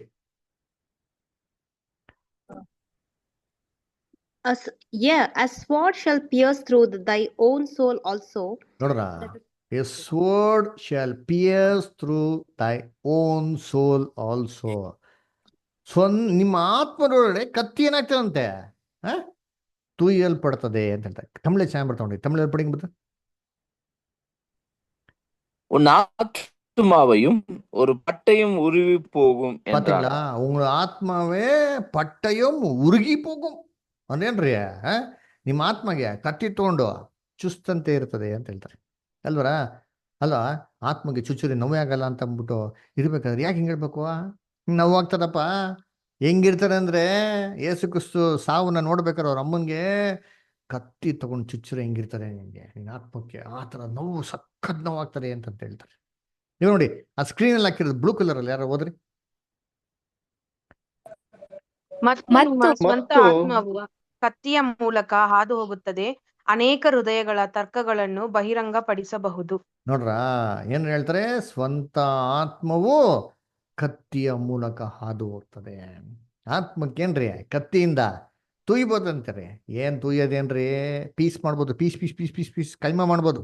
ಗೊತ್ತಾ? ವಾಕ್ಯ ಇದೆ ನೋಡಿ, ನೋಡಿಸ್ತೀನಿ. ಎಲ್ಲಿದೆ? ಯೋಶುವ 11:11 ಓದ್ರಿ. ಕನ್ನಡದಲ್ಲಿ ಓದ್ರಿ, ತಮಿಳಲ್ಲಿ ಓದ್ರಿ, ಆಮೇಲೆ ಇಂಗ್ಲೀಷಲ್ಲಿ ಕೂಡ ಓದೋಣ. ಓದ್ರಿ. ಜೋಶುವ 11:11 ಓದ್ರಿ ಅಂತೀರಿ ಯಾರಾದ್ರೂ ಕನ್ನಡದಲ್ಲಿ? ಇಸ್ರಾಯೇಲ್ಯರು ಅದರಲ್ಲಿದ್ದ ಎಲ್ಲಾ ಜನರನ್ನು ಕತ್ತಿಯಿಂದ ಸಂಹರಿಸಿ ಹಾಚೋರ್ ಪಟ್ಟಣವನ್ನು ಸುಟ್ಟು ಬಿಟ್ಟರು. ಒಂದು ಪ್ರಾಣಿಯಾದರೂ ಉಳಿಯಲಿಲ್ಲ. ನೋಡ್ರ ಏನ್ರಂತೆ? ಒಂದು ಪ್ರಾಣಿ ಆದ್ರೂ ಉಳಿಯಲಿಲ್ಲ ಏನ್ರಿ? ಎಲ್ಲಾ ಜನರನ್ನು ಕತ್ತಿಯಿಂದ ಸಂಹರಿಸಿದ್ರು ಅಂತ ಕೊಟ್ಟ. ಎಲ್ಲಾ ಜನರನ್ನು ಅಲ್ಲರ. ಇದನ್ನ ಇಂಗ್ಲೀಷಲ್ಲಿ ಓದೋಣ ಬದರ್. ಇಂಗ್ಲೀಷಲ್ಲಿ ಓದ್ಬೋದ Badr? And they smote all the souls that were therein with the edge of the sword, ನೋಡ್ರ, utterly destroying them. utterly destroying them. They smote all the souls with the edge of the sword, utterly destroying them. ಅಂದೇನರ್ಥ? Sword ತಗೊಂಡು ಎಲ್ಲ ಆತ್ಮಗಳನ್ನ ಕಡ್ದು ಬಿಟ್ರಂತಾರೆ ಅಲ್ವರ. ನೋಡ್ರಿ, ಎಲ್ಲ ಏನ್ ತಿಳ್ಕೊತಾರೆ? ಆತ್ಮಕ್ಕೆ ಚುಚೂರಿ ಏನಾಗಲ್ಲ, ರಕ್ತ ಮಾಂಸನೇ ಇರಲ್ಲ, ಅದೇ ಅಂತ ಇರ್ತದೆ, ಬದುಕಿರ್ತದೆ ಅಲ್ವರ. ಅದಕ್ಕೆ ಗೊತ್ತಾಗಲ್ಲ. ಏನ್ ಹೇಳ್ತಾರೆ ಬೈಬಲಲ್ಲಿ? They smote all the souls with edge of the sword ಅಲ್ವರ. ತಮಿಳು ಓದಿ ನೋಡೋಣ. அதிலிருந்து நரஜீவன்களை எல்லாம் பட்டய கருக்கினால் வெட்டி சங்காரம் பண்ணினார்கள். சுவாசம் உள்ளது ஒன்றும் மீதியானதில்லை. பாத்தீங்களா? ಅಲ್ಲಿ ಬರ್ಲಿಲ್ಲ ಆತ್ಮ ಅಂತ ಅಲ್ವರ. ಶ್ವಾಸಂ ಉಳ್ಳದು ಅಲ್ವರ. ಎಲ್ಲ ನರಜೀವಂಗಳ್ ಅಂದ್ಬಿಟ್ಟಿರ್ತಾರ. ಸರಿ, ಓಕೆ. ಆ ಸ್ಕ್ರೀನ್ ಅಲ್ಲಿ ಹಾಕಿರೋದು ಓದ್ರಿ ಯಾರಾದ್ರ. ಮತ್ತು ಅವರು ಅದರಲ್ಲಿದ್ದ ಎಲ್ಲಾ ಆತ್ಮಗಳನ್ನು ಕತ್ತಿಯಿಂದ ಹೊಡೆದು ಸಂಪೂರ್ಣವಾಗಿ ನಾಶಪಡಿಸಿದರು. ನೋಡ್ರ, ಕತ್ತಿಯಿಂದ ಹೊಡೆದು ಎಲ್ಲಾ ಆತ್ಮಗಳನ್ನ ಕತ್ತಿಯಿಂದ ಹೊಡೆದೇ ಮಾಡುತ್ತೆ, ಸಂಪೂರ್ಣ ನಾಶ ಪಡಿಸುತ್ತಾರೆ ಅಲ್ವರ. ಕತ್ತಿಯಿಂದ ಹೊಡೆದೇ ಮಾಡೋರೆ ಆತ್ಮಗಳನ್ನ ಸಂಪೂರ್ಣ ನಾಶ ಪಡಿಸೋರಂತೆ. ಹಂಗಾರೆ ಆತ್ಮನ ಕತ್ತಿಯಿಂದ ಸಾಯಿಸ್ಬೋದು ಅಲ್ವರ. ಅದಕ್ಕೆ ಎಲ್ಲರಿಗೂ ಏನ್ರಿ ಭಯ ಅಂದ್ರೆ, ರಾತ್ರಿ ಹೊತ್ತು ಹೋಗ್ಬೇಕಾದ್ರೆ ಹುಷಾರಾಗಿರ್ಬೇಕು. ಅಲ್ವರ, ದಿಢೀರಂತ ಏನಾಗ್ಬಿಡ್ತಾರೆ, ಒಂದು ಆತ್ಮ ಒಂದು ರೋಡಲ್ಲಿ ನಿಂತ್ಕೊಂಡ್ಬಿಡ್ತಾರೆ. ಅದರ ಆತ್ಮಕ್ಕೆ ಕಾರಲ್ಲಿ ಡ್ಯಾಶ್ ಹೊಡೆದು ಏನಾಗಲ್ಲ, ಅದಕ್ಕೇನು ಆಗಲ್ಲ ಫೀಲಿಂಗು. ಅದರ ಅದು ಆಹಾ ಅಂತ ನಗ್ತಾನೆ ಇರ್ತದೆ ಅಲ್ವರ. ಸತ್ಯವೇದ ಏನ್ ಹೇಳ್ತದೆ? ಏಷಾಯ 26:14. ಏಷಾಯ 26:14 ಓದಿ ಜೆರಿನ್ ಸಿಸ್ಟರ್. ನೀನು ಆ ಒಡೆಯರ ಮೇಲೆ ಕೈ ಮಾಡಿ ನಿರ್ಮೂಲಪಡಿಸಿ ಅವರ ಜ್ಞಾಪಕವನ್ನು ಅಳಿಸಿಬಿಟ್ಟಿದ್ದಿ. ಸತ್ತವರು ಪುನಃ ಬದುಕುವುದಿಲ್ಲ, ಪೇತ್ರಗಳು ಎದ್ದು ಬರುವುದಿಲ್ಲವಲ್ಲ. ಸತ್ತವರು ಪುನಃ ಬದುಕುವುದಿಲ್ಲ, ಪ್ರೇತಗಳು ಅದರ. ಪ್ರೇತ ಅಂದ್ರೆ ಏನ್ರಿ? ಭೂತ ಪ್ರೇತ ಅಂತಲ್ಲ ಅದು ಅಲ್ವರ. ನೋಡ್ರಿ ಇರ್ತೇನೆ, ಪ್ರೇತಗಳು ಎದ್ದಿ ಬರುವುದಿಲ್ಲ. ಭೂತ ಪ್ರೇತ ಎದ್ದು ಬರ್ತದ? ಈ ಸ್ಮಶಾನದ ಮಲ್ಗಿರಿ ಏನೂ ಆಗಲ್ಲ. ಏನ್ ಹೇಳ್ತಾರೆ ಸತ್ಯವೇದ? ಪ್ರೇತಗಳು ಎದ್ದಿ ಬರೋದಿಲ್ಲ. ಅಂದ್ರೆ the dead can never come back alive. ದೇವ್ ಚಿತ್ತ ಇರೋ ಮಾತ್ರ. ಅದು ಯಾವಾಗಂತ ನಿಮ್ಗೆ ಹೇಳ್ತೀನಿ ಅದರ. ಇನ್ನೊಂದು ವಾಕ್ಯ ಓದೋಣ. ಎಲ್ಲಿ ಅಂದ್ರೆ ಯೆರೆಮೀಯ 2:34 ಕನ್ನಡದಲ್ಲಿ ಓದಿ. ಜೆರೆಮಿಯಾ 2:34 ಓದಿಂತೀನಿ. ಇದಲ್ಲದೆ ನಿರ್ದೋಷಿಗಳಾದ ದರಿದ್ರರ ಪ್ರಾಣ ರಕ್ತವು ನಿನ್ನ ನೆರಿಗೆಯಲ್ಲಿ ಅಂಟಿಕೊಂಡಿದೆ. ದರಿದ್ರರ ಪ್ರಾಣ ರಕ್ತವು ನಿನ್ನ ಏನ್ರಿ ನೆರಿಗೆಯಲ್ಲಿ ಅಂಟಿಕೊಂಡಿದೆ. ದರಿದ್ರರ ಪ್ರಾಣ ರಕ್ತವು ನೆರಿಗೆಯಲ್ಲಿ ಅಂಟಿಕೊಂಡಿದೆ. ಸರಿ, ಇದನ್ನೇ ತಮಿಳು ವಾಸಿಂಗ ಬದಾರ. உன் வஸ்திர ஓரங்களிலும் குற்றமில்லாத ஏழை ஆத்துமாக்களின் ரத்தம் காணப்படுகிறது. அதை ಏನ್ ಹೇಳ್ತಾರೆ? ವಸ್ತ್ರங்களிலே ஏழே என்ன குற்றமில்லாத ಆತ್ಮಗಳಿನ್ ರಕ್ತಂ ಕಾಣಪಡುகிறದೆ. ಅದರ ಏನ್ರಿ? ಇನ್ನೋಸೆಂಟ್ ಬ್ಲಡ್ ಎಲ್ಲಿದೆ ಅಂತೆ? ನಿಮ್ಮ ವಸ್ತ್ರದಲ್ಲಿದೆ. ಯಾವ blood? Blood of the souls. ಆತ್ಮಗಳ ರಕ್ತ ಏನಾಗಿದೆ ಅಂತೆ? ವಸ್ತ್ರದಲ್ಲಿ ಕಾಣಿಸ್ತಾ ಇದೆ ಅಂತ ಹೇಳ್ತಾರೆ. ಇಂಗ್ಲಿಷ್ ಓದಿ, ಇಂಗ್ಲಿಷಲ್ಲಿ ತುಂಬಾ ಕ್ಲಿಯರ್ ಆಗಿ ಬರ್ತಾರೆ. ಬ್ರದರ್ ಓದ್ಬೋದಾ Vikram brother? Also in thy skirts is found the blood of the souls of the poor innocents. Blood of the ಏನ್ರಿ? Souls of the poor innocent. Innocent souls the blood ಎಲ್ಲಿ ಕಾಣಿಸ್ತದಂತೆ? ವಸ್ತ್ರದಲ್ಲಿ. ಅದರ ಅದಕ್ಕೆ ಹೇಳ್ತಾರೆ, ಆತ್ಮಕ್ಕೆ ರಕ್ತಾನೇ ಇರಲ್ಲ, ನಿಮ್ಗೆ ಗೊತ್ತಿಲ್ಲ ಅಂತ ಹೇಳ್ತಾರೆ. ಹೆಂಗ್ ಕಂಡಿಡಿಯೋದು ಅದು ಆತ್ಮನ ಹೌದೋ ಇಲ್ವೋ ಅಂತಂದ್ರೆ, ಅದು ಕಾಲ್ ನೋಡಿ ಅಂತ ಹೇಳ್ತಾರೆ. ಕಾಲು ಉಲ್ಟಾ ಇರ್ತದೆ ಅಂತ ಹೇಳ್ತಾರೆ. ಸೇತನ ಕೆಲ ಉಲ್ಟಾ ಪಲ್ಟಾ ಮಾಡೋಕ್ಕಾಗಲ್ವಾ? ಸತ್ಯವೇದ ಏನ್ ಹೇಳ್ತಾರೆ? ಆತ್ಮಕ್ಕೆ ರಕ್ತ ಐತಲ್ಲ, ಐತೆ ನೋಡ್ರಿ. ರಕ್ತ ಮಾಂಸ ಎಲ್ಲ ಐತೆ. ಅದರ ನಮಗೆಲ್ಲ ಇಮ್ಯಾಜಿನೇಷನ್ ಕೊಟ್ಬಿಟ್ಟವ್ರೆ. ಅದರ ರಕ್ತ ಇಲ್ಲ, ಮಾಂಸ ಇಲ್ಲ, ಅದಕ್ಕೆ ಚುಚ್ಚೂರು ಏನಾಗಲ್ಲ, ಕಾಲಿಲ್ಲ, ಕೈ ಇಲ್ಲ, ಉಲ್ಟಾ ಇರ್ತದೆ, ರಕ್ತ ಇಲ್ಲ, ಇದೇ ತಾನೆ ಎಲ್ಲ. ಸತ್ಯವೇದ ಡಿಫ್ರೆಂಟ್ ರೀ ಅಲ್ವರ. ಅದಕ್ಕೆ ಕರ್ತನಲ್ಲಿ ಪ್ರೀತಿ ಅಂತ ಸ್ವರಗಳೇ, ಯೆಹೋವನ ಶಾಸ್ತ್ರದಲ್ಲಿ ಹುಡುಕಿ ಓದಿರಿ, ಒಂದು ಜೊತೆ ಇಲ್ಲದೆ ಇರೋದು, ಎಲ್ಲವೂ ಜೋಡಿ ಜೋಡಿಯಾಗಿರ್ತಾರೆ ಅಂತ ಹೇಳ್ತಾರೆ. ಸರಿ, ಇವಾಗ ಏನ್ರಿ ಆತ್ಮ ಊಟ ತಿಂತದಾ?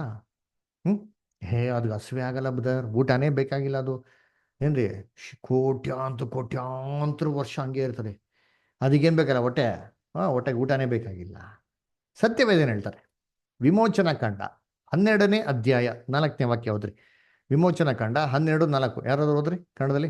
ಕುಟುಂಬವು ಚಿಕ್ಕದಾಗಿದ್ದು ಪೂರಾ ಒಂದು ಮರಿಯನ್ನು ತಿನ್ನುವುದಕ್ಕೆ ಆಗದೆ ಹೋದ ಪಕ್ಷಕ್ಕೆ ನೆರೆಮನೆಯ ಕುಟುಂಬದೊಂದಿಗೆ ಸೇರಿ ಒಬ್ಬೊಬ್ಬನು ಇಷ್ಟಿಷ್ಟು ತಿನ್ನುವನೆಂದು ಗೊತ್ತು ಮಾಡಿಕೊಂಡು ಜನಗಳ ಸಂಖ್ಯಾನುಸಾರ ಮರಿಗಳನ್ನು ತೆಗೆದುಕೊಳ್ಳಲಿ. ನೋಡ್ರ, ಇಲ್ಲಿ ಪಸ್ಕದ ಕುರಿನ ಆಯ್ಕೆ ಮಾಡ್ಬೇಕಾದ್ರೆ ನೀವು ಕುಟುಂಬ ಚಿಕ್ಕದಾಗಿದ್ರೆ ಅಕ್ಕಪಕ್ಕದ ಮನ ಜೊತೆ ಸೇರ್ಬಿಟ್ಟೆ ಮಾಡಿ ಒಂದು ಕುರಿ ಮರಿನ ನೀವು ಆಯ್ಕೆ ಮಾಡಿ ಅಂತಂತ ಹೇಳ್ತಾರೆ. ಅದರ ಆಯ್ಕೆ ಮಾಡ್ಕೊಂಡು ನಿಮ್ಮ ನೀವು ಕುರಿ ಮರಿನ ನೀವು ತಿನ್ನಿ ಅಂತ ಹೇಳ್ತಾರೆ. ಅಲ್ವರ ಏನು ಅಲ್ಲಿ ಮನೆಯವರ ಏನ್ರಿ ಸಂಖ್ಯಾನುಸಾರ ಅಲ್ವರ. ಇದನ್ನೇ ತಮಿಳ್ ಓದಮ್ದು, ತಮಿಳ್ ಬರ್ತಾ ನೋಡೋಣ. ஒரு வீட்டில் இருக்கிறவர்கள் ஒரு ஆட்டுக்குட்டியை புசிக்கிறதுக்கு போதுமான பேர்களாய் இராமல் போனால் அவனும் அவன் சமீபத்தில் இருக்கிற அவனுடைய அயல் வீட்டுக்காரனும் தங்களிடத்தில் உள்ள ஆத்துமாக்களின் லக்கத்திற்கு தக்கதாக ஒரு ஆட்டுக்குட்டியை தெரிந்து கொள்ள வேண்டும். ನೋಡ್ರ, ஆத்மாக்களின் லெக்கத்தின் பிரகாரமாக ஒரு ஆட்டுக்குட்டி என்ன பண்ணுமா தேர்ந்தெடுத்துக்குமா ಇಲ್ವಾ? ನೋಡ್ರಿ, ಕುರಿ ಮರಿ ಏನ್ ಮಾಡ್ಬೇಕಂತೆ, ಹಿಂಗ ಆಯ್ಕೆ ಮಾಡ್ಬೇಕಂತೆ. ಅಲ್ಲಿ ಕುಟುಂಬದ ಆತ್ಮಗಳ ಎಣಿಕೆ ಬೇಸಿಸ್ ಮೇಲೆ ಒಂದು ಕುರಿ ಮರಿ ಏನ್ ಮಾಡ್ಬೇಕಂತೆ. ಹಂಗಾರೆ ಆತ್ಮ ಏನ್ ತಿಂತದೆ ಅಂತ, ಮಟನ್ ಚಿಕನ್ ಎಲ್ಲ ತಿಂತದೆ? ಏನು ತಿನ್ನ, ಹೊಟ್ಟೆ ಇಲ್ವಾ ಅಂತ ಹೇಳ್ತಾರ? ತಿಂತಾರೆ ನೋಡ್ರಿ, ತಿಂತೀನಿ ಅಲ್ವರ. ಇನ್ನು ಇಂಗ್ಲೀಷಲ್ಲಿ ಓದೋಣ ಅಂತೀನಿ. ಇಂಗ್ಲೀಷಲ್ಲಿ ಓದಿರ್ಬೋದ? And if the household be too little for the lamb, let him and his neighbor next unto his house take it according to the number of souls. Every man according to his eating shall make your count for the lamb. ನೋಡ್ರಾ, let him select a lamb according to the number of the souls. ಯಾವ souls? ಸತ್ತೋಗಿರೋ ಆತ್ಮಗಳ. ಅದು ಬರಪ್ಪ ಬಡಿ ಬಡಿ ಊಟ ಹೊಟ್ಟಿನಿ ಅಂತ ಹೇಳಕದ? ಏನ್ ಹೇಳ್ತಾರೆ? ಲಿವಿಂಗ್ ಸೋಲ್ಸ್ ಅಲ್ಲರ, ಜೀವಂತವಾಗಿರೋಂಥ ಆತ್ಮಗಳು ಅದು ತಿನ್ನೋದ ಒಂದು ಪ್ರಕಾರ. ಆ ಬೇಸಿಸ್ ಮೇಲೆ ಒಂದು ಕುರಿ ಮಾಡಿ ಏನ್ ಮಾಡಿ ನೀವು ಆಯ್ಕೆ ಮಾಡಿ ಅಂತ ಹೇಳ್ತಾರೆ. ಇವಾಗ ಸ್ಕ್ರೀನಲ್ಲಿ ಹಾಕಿರೋದು ಓದ್ರಿ, ಯಾರು ಬ್ಲೂ ಕಲರ್ ಅಲ್ಲಿ ಇದೆಯಲ್ಲ ಓದ್ರಿ. ಮತ್ತು ಮನೆ ಕುರಿಮರಿಗೆ ತುಂಬಾ ಕಡಿಮೆಯಾಗಿದ್ದರೆ ಅವನು ಮತ್ತು ಅವನ ಮನೆಯ ಅಕ್ಕಪಕ್ಕದಲ್ಲಿರುವ ಅವರ ನೆರೆಹೊರೆಯವರನ್ನು ಅದನ್ನು ಆತ್ಮಗಳ ಸಂಖ್ಯೆಯ ಪ್ರಕಾರ ತೆಗೆದುಕೊಳ್ಳಲಿ. ನೋಡ್ರ, ಏನ್ರಿ, ಅವನು ನೆರೆ ಮನೆಯವರು ಆತ್ಮಗಳ ಸಂಖ್ಯೆಗಳ ಪ್ರಕಾರ ತೆಗೆದುಕೊಳ್ಳಲಿ. ಏನ್ರಿ ಆತ್ಮ ಸಂಖ್ಯೆ ಅಂದ್ರೆ ಏನು? ಸತ್ತೋಗಿರೋ ಆತ್ಮಗಳ. ಅಲ್ಲಿ ಜೀವಂತವ್ರು ನೋಡಪ್ಪ ಮನೇಲಿ ಜನ ಅವರೇ, ಅದ್ರ ಬೇಸಿಸ್ ಮೇಲೆ ಏನ್ ಮಾಡಿ ಕುರಿ ಮನೆ ಮಾಡಿ ನೀವು ಆಯ್ಕೆ ಮಾಡಿ ಅಂತ ಹೇಳ್ತಾರೆ. ಅದರ ಇದು ನಿಮ್ಗೆ ನೋಡ್ಸಿರಂತ ಕೆಲವೊಂದು ವಾಕ್ಯಗಳು. ಇನ್ನ ಬೇಜಾನ ಐತರಿ ಅದರ. ಸರಿ, ಇಷ್ಟೊಂದು ವಾಕ್ಯಗಳು ನೋಡಿದ್ರಿ, ಎಲ್ಲರೂ ಯೇಸು ಕ್ರಿಸ್ತ ಹೇಳೋರು ಆತ್ಮ ಸಾಯ್ತಾರೆ ಅಂತ ಹೇಳಿದಾರ ಅಂದ್ರೆ? ಎಸ್, ಜೀಸಸ್ ಕ್ರೈಸ್ಟ್ ಹೇಳಿದ್ದಾರೆ. ಎಲ್ಲಿ ಹೇಳಿದ್ದಾರೆ? ಮತ್ತಾಯನ ಬರೆದಂತ ಸುವಾರ್ತೆ 10ನೇ ಅಧ್ಯಾಯ 28ನೇ ವಾಕ್ಯದಲ್ಲಿ ಹೇಳಿದ್ದಾರೆ. ಓದಿ, ಗೌತಮದವ್ರು ಓದ್ತೀರಾ? ಮ್ಯಾಥ್ಯೂ 10:28.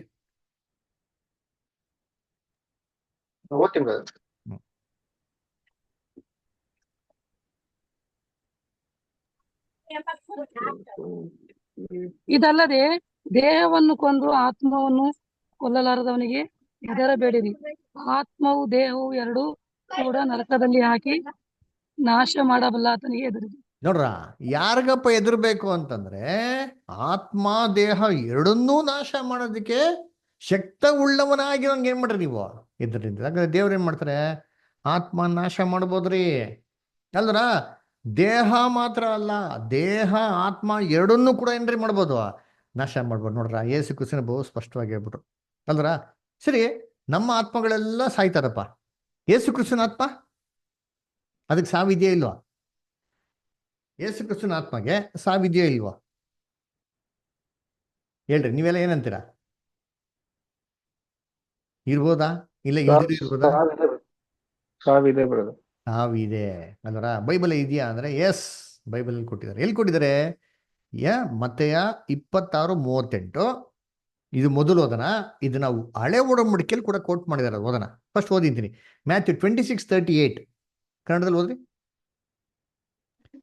ಅವರಿಗೆ ನನ್ನ ಪ್ರಾಣವು ಸಾಯುವಷ್ಟು ದುಃಖಕ್ಕೆ ಒಳಗಾಗಿದೆ. ನೋಡ್ರ, ನೀವು ನನ್ನ ಪ್ರಾಣವು ಸಾಯುವಷ್ಟು ದುಃಖಕ್ಕೆ ಏನಾಗಿದೆ, ಒಳಗಾಗಿದೆ ಅಂತ ಹೇಳ್ತಾರೆ. ಅದರ ಪ್ರಾಣವು ಅದರ ಇದನ್ನೇ ತಮಿಳಲ್ಲಿ வாசிங்க பார்க்கலாம். அப்பொழுது அவர் என் ஆத்துமா மரணத்துக்கு ஏதுவான துக்கம் கொண்டிருக்கிறது. பாத்தீங்களா, என் ஆத்மா ಮರಣಕ್ಕೆ ಏದುವಾನ ದುಃಖಂ ಕೊಂಡಿರ್ಕೋ. ನನ್ನ ಆತ್ಮ ಎಷ್ಟು ದುಃಖವಾಗಿದೆ ಅಂದ್ರೆ ಸಾಯಷ್ಟು ದುಃಖವಾಗಿದೆ ಅಂತ ಹೇಳ್ತಾರೆ. ಕನ್ನಡದಲ್ಲಿ ಮಾಡ್ಬಿಟ್ರು ನನ್ನ ಪ್ರಾಣ ಅಂತ ಹಾಕ್ಬಿಟ್ರು ಅಲ್ವರ. ಏನಕ್ಕೆ ಅಂತ ಎಲ್ಲ ಹೇಳ್ತೀನಿ ನಿಮ್ಗೆ. ಇವಾಗ ಇದನ್ನ ಇಂಗ್ಲಿಷಲ್ಲಿ ಓದ್ರಿ ನೋಡೋಣ ಯಾರ. Then saith he unto them, My soul is exceeding sorrowful, even unto death. ನೋಡ್ರ, my soul is exceedingly sorrowful even unto death. Unto death his soul died. His soul was exceedingly sorrowful unto death. ಸಾಯುವಷ್ಟು ರೀತಿಗೆ ಕ್ರಿಸ್ತನ ಆತ್ಮಗೆ ಏನಾಯ್ತು ಅಂತಾರೆ ಇಲ್ಲಿ, ಅಲ್ಲಿ ದುಃಖ ಆಯ್ತು ಅಂತ ಹೇಳ್ತಾರೆ. ಇದನ್ನ ಇವಾಗ ಸ್ಕ್ರೀನ್ ಅಲ್ಲಿ ಹಾಕಿರೋದು ಬ್ಲೂ ಕಲರ್ ಓದ್ರಿ ಯಾರಾದ್ರ ಸಿಸ್ಟರ್ಸ್. ಆಗ ಆತನು ಅವರಿಗೆ, ನನ್ನ ಆತ್ಮವು ಮರಣದವರೆಗೂ ಬಹಳ ದುಃಖದಿಂದ ಕೂಡಿದೆ. ನೋಡ್ರ, ನನ್ನ ಆತ್ಮವು ಮರಣದವರೆಗೂ ಏನಾಗಿದೆ, ದುಃಖದಿಂದ ಕೂಡಿದೆ. ಆಕ್ಚುಲಿ ಇಲ್ಲಿ ಜೀಸಸ್ ಕ್ರೈಸ್ಟ್ ಹೇಳಿರೋ ವಾರ್ತೆ, ಈ ವಾಕ್ಯ ಇದೆಲ್ಲ ಎಲ್ಲಿಂದ ಕೋಟ್ ಮಾಡ್ತಾ ಇರೋದು ಅಂತಂದ್ರೆ ಯೆಶಾಯನ ಬರೆದಂತ ಪ್ರವಾದನೆ ಅಂತ ಕೋಟ್ ಮಾಡ್ತಾರೆ. ಯೆಶಾಯ 53:10 ವಾರ್ತೆನೆ ಕ್ರಿಸ್ತನ್ ಏನ್ ಮಾಡೋದಿಲ್ಲ ಇಲ್ಲಿ ಹೇಳೋದು. ಇವಾಗ ಯೆಶಾಯ 53:10 ಕನ್ನಡದಲ್ಲಿ ಓದಿಂತೀನಿ. ಯಾರಾದ್ರು ಕನ್ನಡದಲ್ಲಿ ಓದ್ರಿ? ಗೌತಮ್ ಬುದ್ಧರು ಓದ್ಬೋದಾ? ಮಳೆಯು ಹಿಮವು ಇಲ್ಲ, ಆಕಾಶದಿಂದ ನೋ ಯೆಶಾಯ 53:10.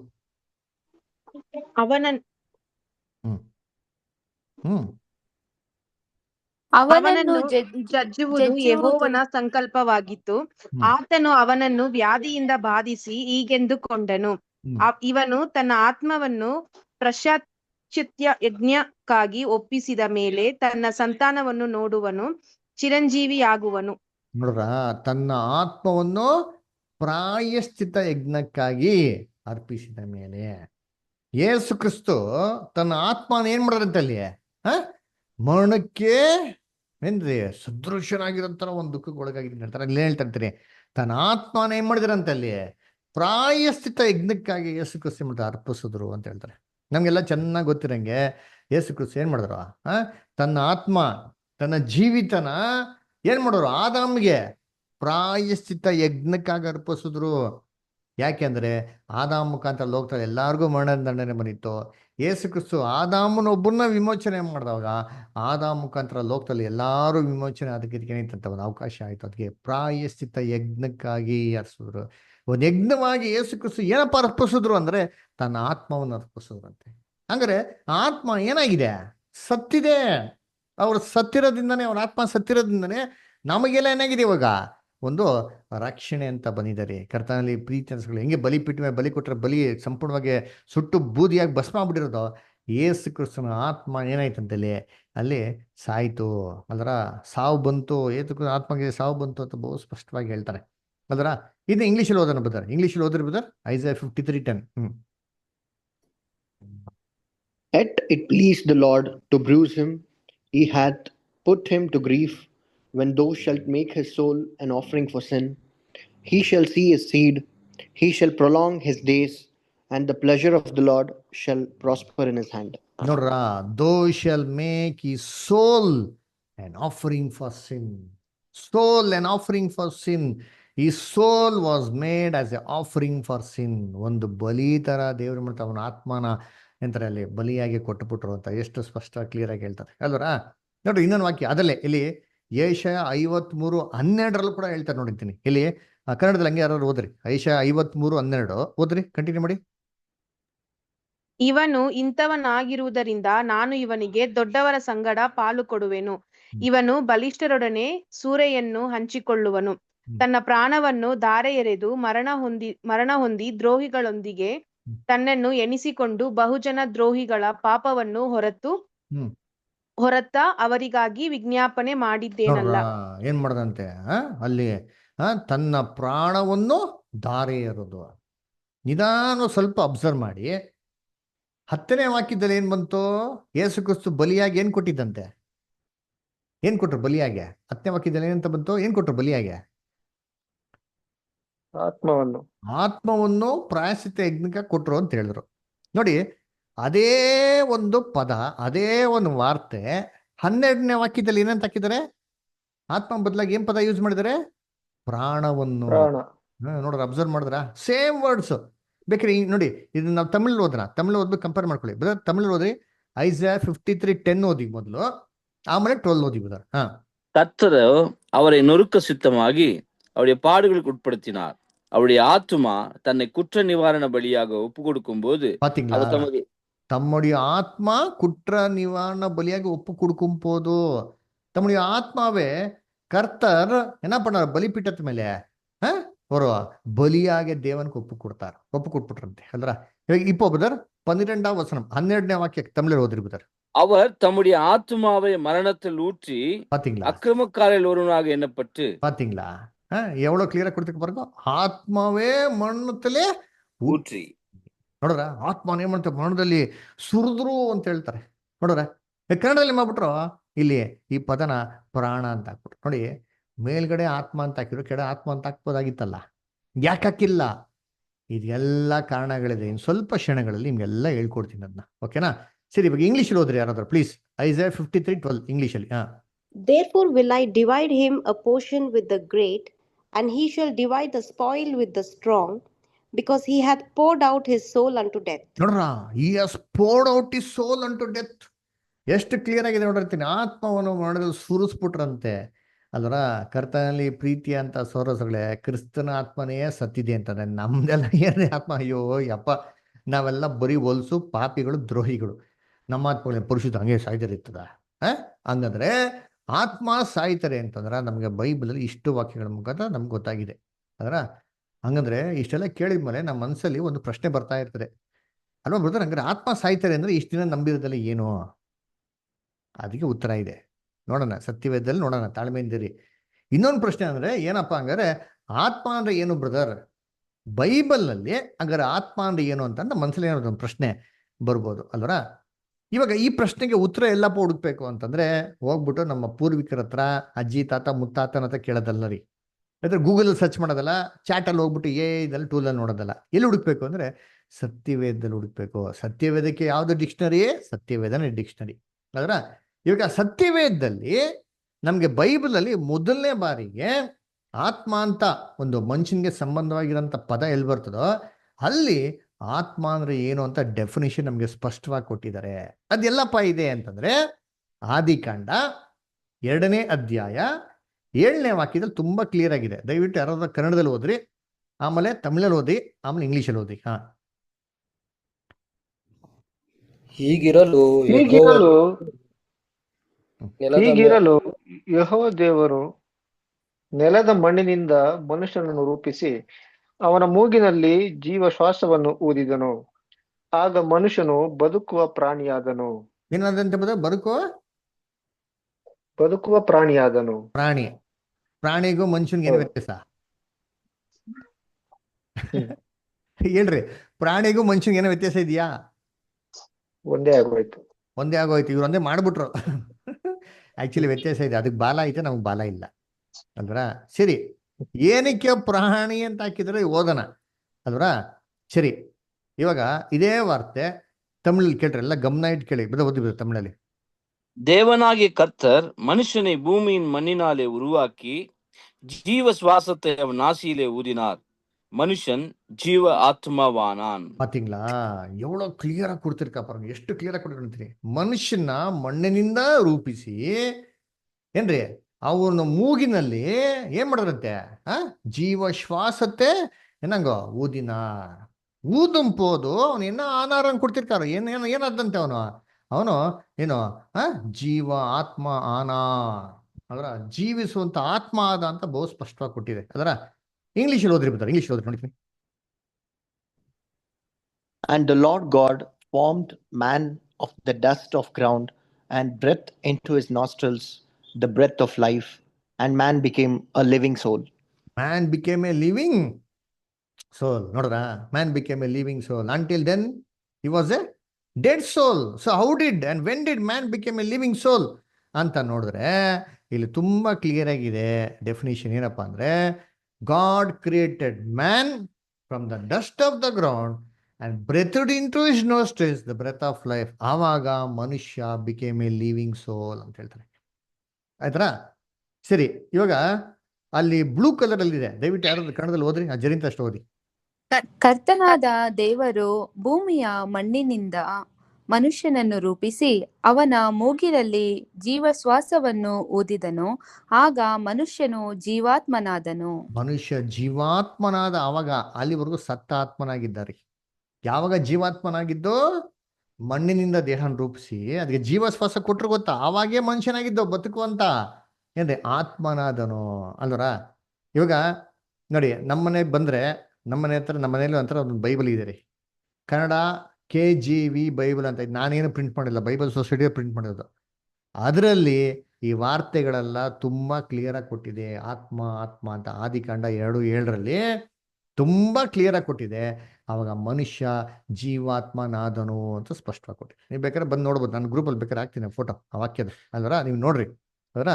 ಸರಿ, ಇದ್ರ ಪ್ರಕಾರ ನಮ್ಗೆ ಏನು ಗೊತ್ತಾಯ್ತು ಅಂದರೆ ಬೈಬಲ್ದು ಡೆಫಿನಿಷನ್ ಏನಪ್ಪ, ಸೋಲ್ ಅಂದ್ರೆ ಡೆಫಿನೇಷನ್ ಏನು ಅಂತ ಕೊಟ್ಟಿರೋಡಿರ್ತೀನಿ ನೋಡಿ. ಇದು ಚೆನ್ನಾಗಿ ಗಮನಿಸಿ ಎಲ್ಲರೂ. ಮನುಷ್ಯನ ದೇವ್ರ ನೆಲದ ಮಣ್ಣಿಂದ ಏನು ಮಾಡೋದು, ರೂಪಿಸಿದ್ರು. ಏನು ಮಾಡೋದು, ಈ ಥರ ನೆಲದ ಮಣ್ಣು ರೂಪಿಸಿದ್ರು. ಕಣ್ಣಿತ್ತು, ಕಿವಿ ಇತ್ತು ಅಲ್ವರ, ಕೈ ಕಾಲೆಲ್ಲ ಇತ್ತು ಅಲ್ವರ. ಅದ್ರ ಯಾವ್ದಾರ ಒಂದು ಫಂಕ್ಷನ್ ಮಾಡ್ತಾ ಇತ್ತು ಅಂದ್ರೆ ಯಾವ್ದು ಕೆಲಸ ಮಾಡ್ತಾ ಇರ್ಲಿಲ್ಲ, ಸುಮ್ಮನೆ ಹಂಗೆ ನೆಲದಲ್ಲಿ ಹಂಗೆ ಬಿದ್ದಿತ್ರಿ. ಇದಕ್ಕೆ ದೇವ್ರು ಏನು ಮಾಡ್ತಾರೆ, ಒಂದು ಜೀವಶ್ವಾಸ ಅಂತ ಕೊಡ್ತಾರ್ರಿ. ಯಾವಾಗ ಜೀವಶ್ವಾಸ ಈ ದೇಹದಲ್ಲಿ ಬಂತೋ ಆವಾಗ ಮನುಷ್ಯ ಏನಾದಂತಾರೆ, ಬದುಕುವಂತ ಆತ್ಮನಾದನು. ಆವಾಗೆ ಬದುಕದಿಕ್ಕೇನಾಗಿದ್ದವನು ಶುರು ಆಗಿದ್ದು. ಸರಿ, ಈ ನೆಲದ ಮಣ್ಣಿಂದ ಮನುಷ್ಯನ ರೂಪಿಸೋನು ಏನರ್ಥ, ದೇವ್ರು ಒಂದು ಗೊಂಬೆ ತರ ಮಾಡ್ಬಿಟ್ಟು ಉಫ್ ಅಂತ ಊದ್ಬಿಟ್ರಾ ಅಂದ್ರೆ ಇಲ್ಲ ರೀ. ಏನ್ ನೆಲದ ಮಣ್ಣು ಅಂತಂದ್ರೆ ಭೂಮಿಯಲ್ಲಿರೋಂಥ ಎಲ್ಲ ಕೆಮಿಕಲ್ ಕಾಂಪೌಂಡ್ಸ್ನ ಉಪಯೋಗಿಸ್ಕೊಂಡೆ ಇವತ್ತು ಮನುಷ್ಯನ ಸೃಷ್ಟಿ ಮಾಡೋದು. ಉದಾಹರಣೆಗೆ ಮನುಷ್ಯನಲ್ಲಿ ಕಬ್ಬಿದೆಯಾ, ಕೊಬ್ಬು ಫ್ಯಾಟ್ ಇದೆಯಾ ಅಂದ್ರೆ ಫ್ಯಾಟ್ ಇದೆ.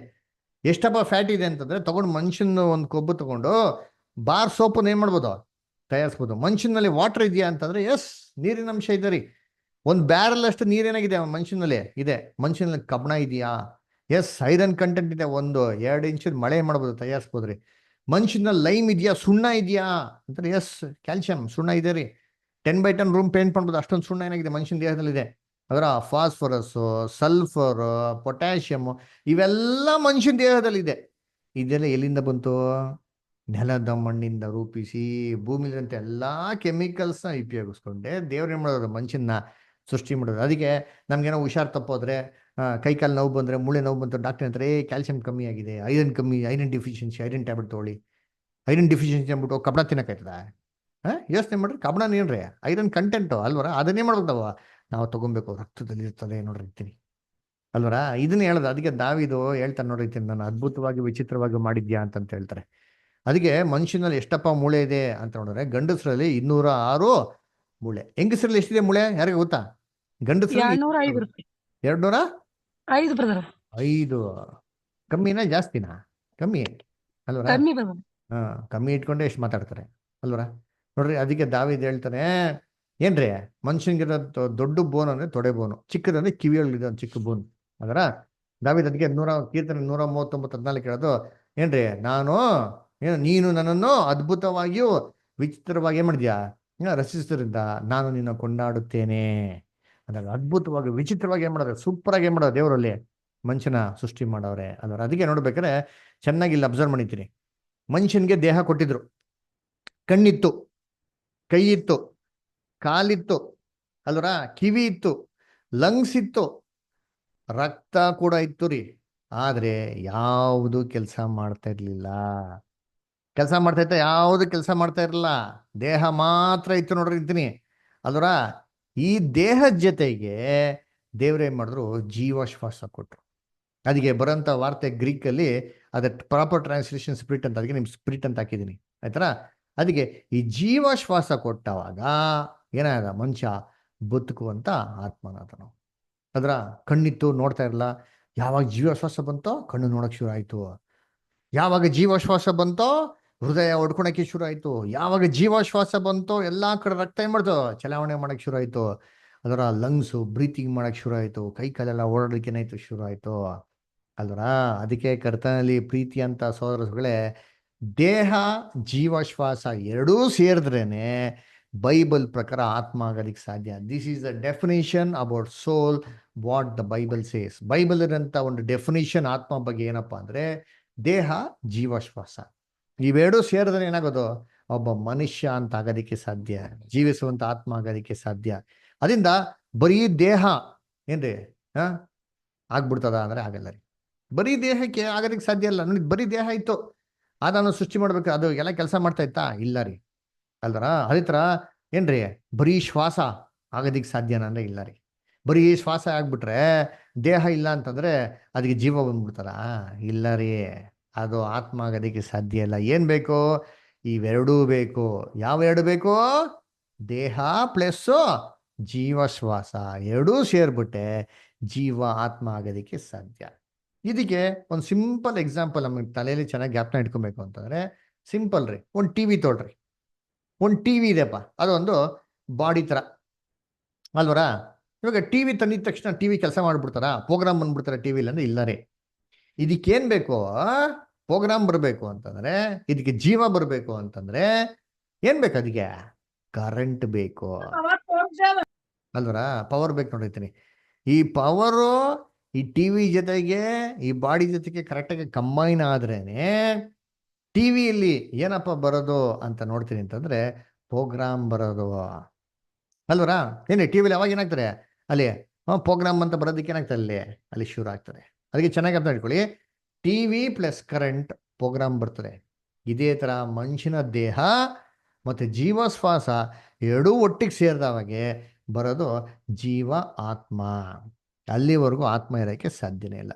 ಆ್ಯಕ್ಚುಲಿ ನಮ್ಮ ಸತ್ಯವೇದದಲ್ಲಿ ನೋಡಬೇಕಾದ್ರೆ ಆದಿಕಾಂಡ 1ನೇ ಅಧ್ಯಾಯ 2ನೇ ಅಧ್ಯಾಯದಲ್ಲೇ ಸಿಕ್ಕಾಪಟ್ಟೆ ಸತಿ ಒರಿಜಿನಲ್ ಬೈಬಲಲ್ಲಿ ಆತ್ಮ ಆತ್ಮ ಆತ್ಮ ಅಂತ ಬರ್ತಾರೆ. ಪ್ರಾಣಿಗಳಿಗೆ ರೆಫರೆನ್ಸ್ ಕೊಡ್ಬೇಕಾದ್ರೆ ಎಲ್ಲ ಏನ್ರಿ ಶ್ವಾಸ ಉಳ್ಳಂಥ ಆತ್ಮ, ಜೀವ ಉಳ್ಳಂಥ ಆತ್ಮ. ಎಲ್ಲೆಲ್ಲಿ ಪ್ರಾಣಿ ಪ್ರಾಣಿ ಪ್ರಾಣಿ ಅಂತ ಕನ್ನಡದಲ್ಲಿ ಕೊಟ್ಟಿದ್ದಾರೋ ಇವೆಲ್ಲ ಜಾಗದಲ್ಲಿ ಸೋಲ್ ಸೋಲ್ ಸೋಲ್ ಅಂತ ಒರಿಜಿನಲ್ ಬೈಬಲಲ್ಲಿ ಬರ್ತಾರೆ. ಆದರೆ ನಮ್ಮ ಟ್ರಾನ್ಸ್ಲೇಟ್ ಮಾಡಬೇಕಾದ್ರೆ ಈ ಪದಗಳೆಲ್ಲ ತೆಗೆದುಬಿಟ್ಟು ಏನು ಮಾಡಿದ್ದಾರೆ, ಬೇರೆ ಬೇರೆ ಪದಗಳನ್ನ ಹಾಕಿರೋದ್ರಿಂದ ನಾವು ನಮ್ಮ ಭಾಷೆಯಲ್ಲಿ ಬೈಬಲ್ ಓದ್ಬೇಕಾದ್ರೆ ನಮಗೆ ಸರಳವಾಗಿ ಅರ್ಥ ಆಗೋದು ತುಂಬ ಕಷ್ಟ ಅಲ್ವರ. ಇದನ್ನ ಹೆಂಗೆ ಮತ್ತೆ ಕಂಡುಹಿಡಿಯೋದು, ಹೆಂಗೆ ಬರೋ ಚೆಕ್ ಮಾಡೋದು ಅಂತಂದರೆ ಕರ್ತನಲ್ಲಿ ಪ್ರೀತಿ ಅಂತ ಸೊಗಳೆ ಇದನ್ನು ಚೆಕ್ ಮಾಡ್ಬೇಕಂದ್ರೆ ತುಂಬ ಸಿಂಪಲ್ ರೀ. ನಮಗೆ ಕನ್ಕಾರ್ಡೆನ್ಸ್ ಅಂತಿದೆ, ಇವಾಗೆಲ್ಲ ಆನ್ಲೈನಲ್ಲಿ ಸಿಗ್ತದೆ. ಆ ಕನ್ಕಾರ್ಡೆನ್ಸಲ್ಲಿ ಸೋಲ್ಗೆ ಯೂಸ್ ಮಾಡಿದಂಥ ಗ್ರೀಕ್ ಮತ್ತು ಹೀಬ್ರೂ ವರ್ಡ್ ಏನು ಅಂತ ಚೆಕ್ ಮಾಡಿದ್ರೆ ನಮ್ಗೆ ಗೊತ್ತಾಗ್ಬಿಡ್ತಾರೆ.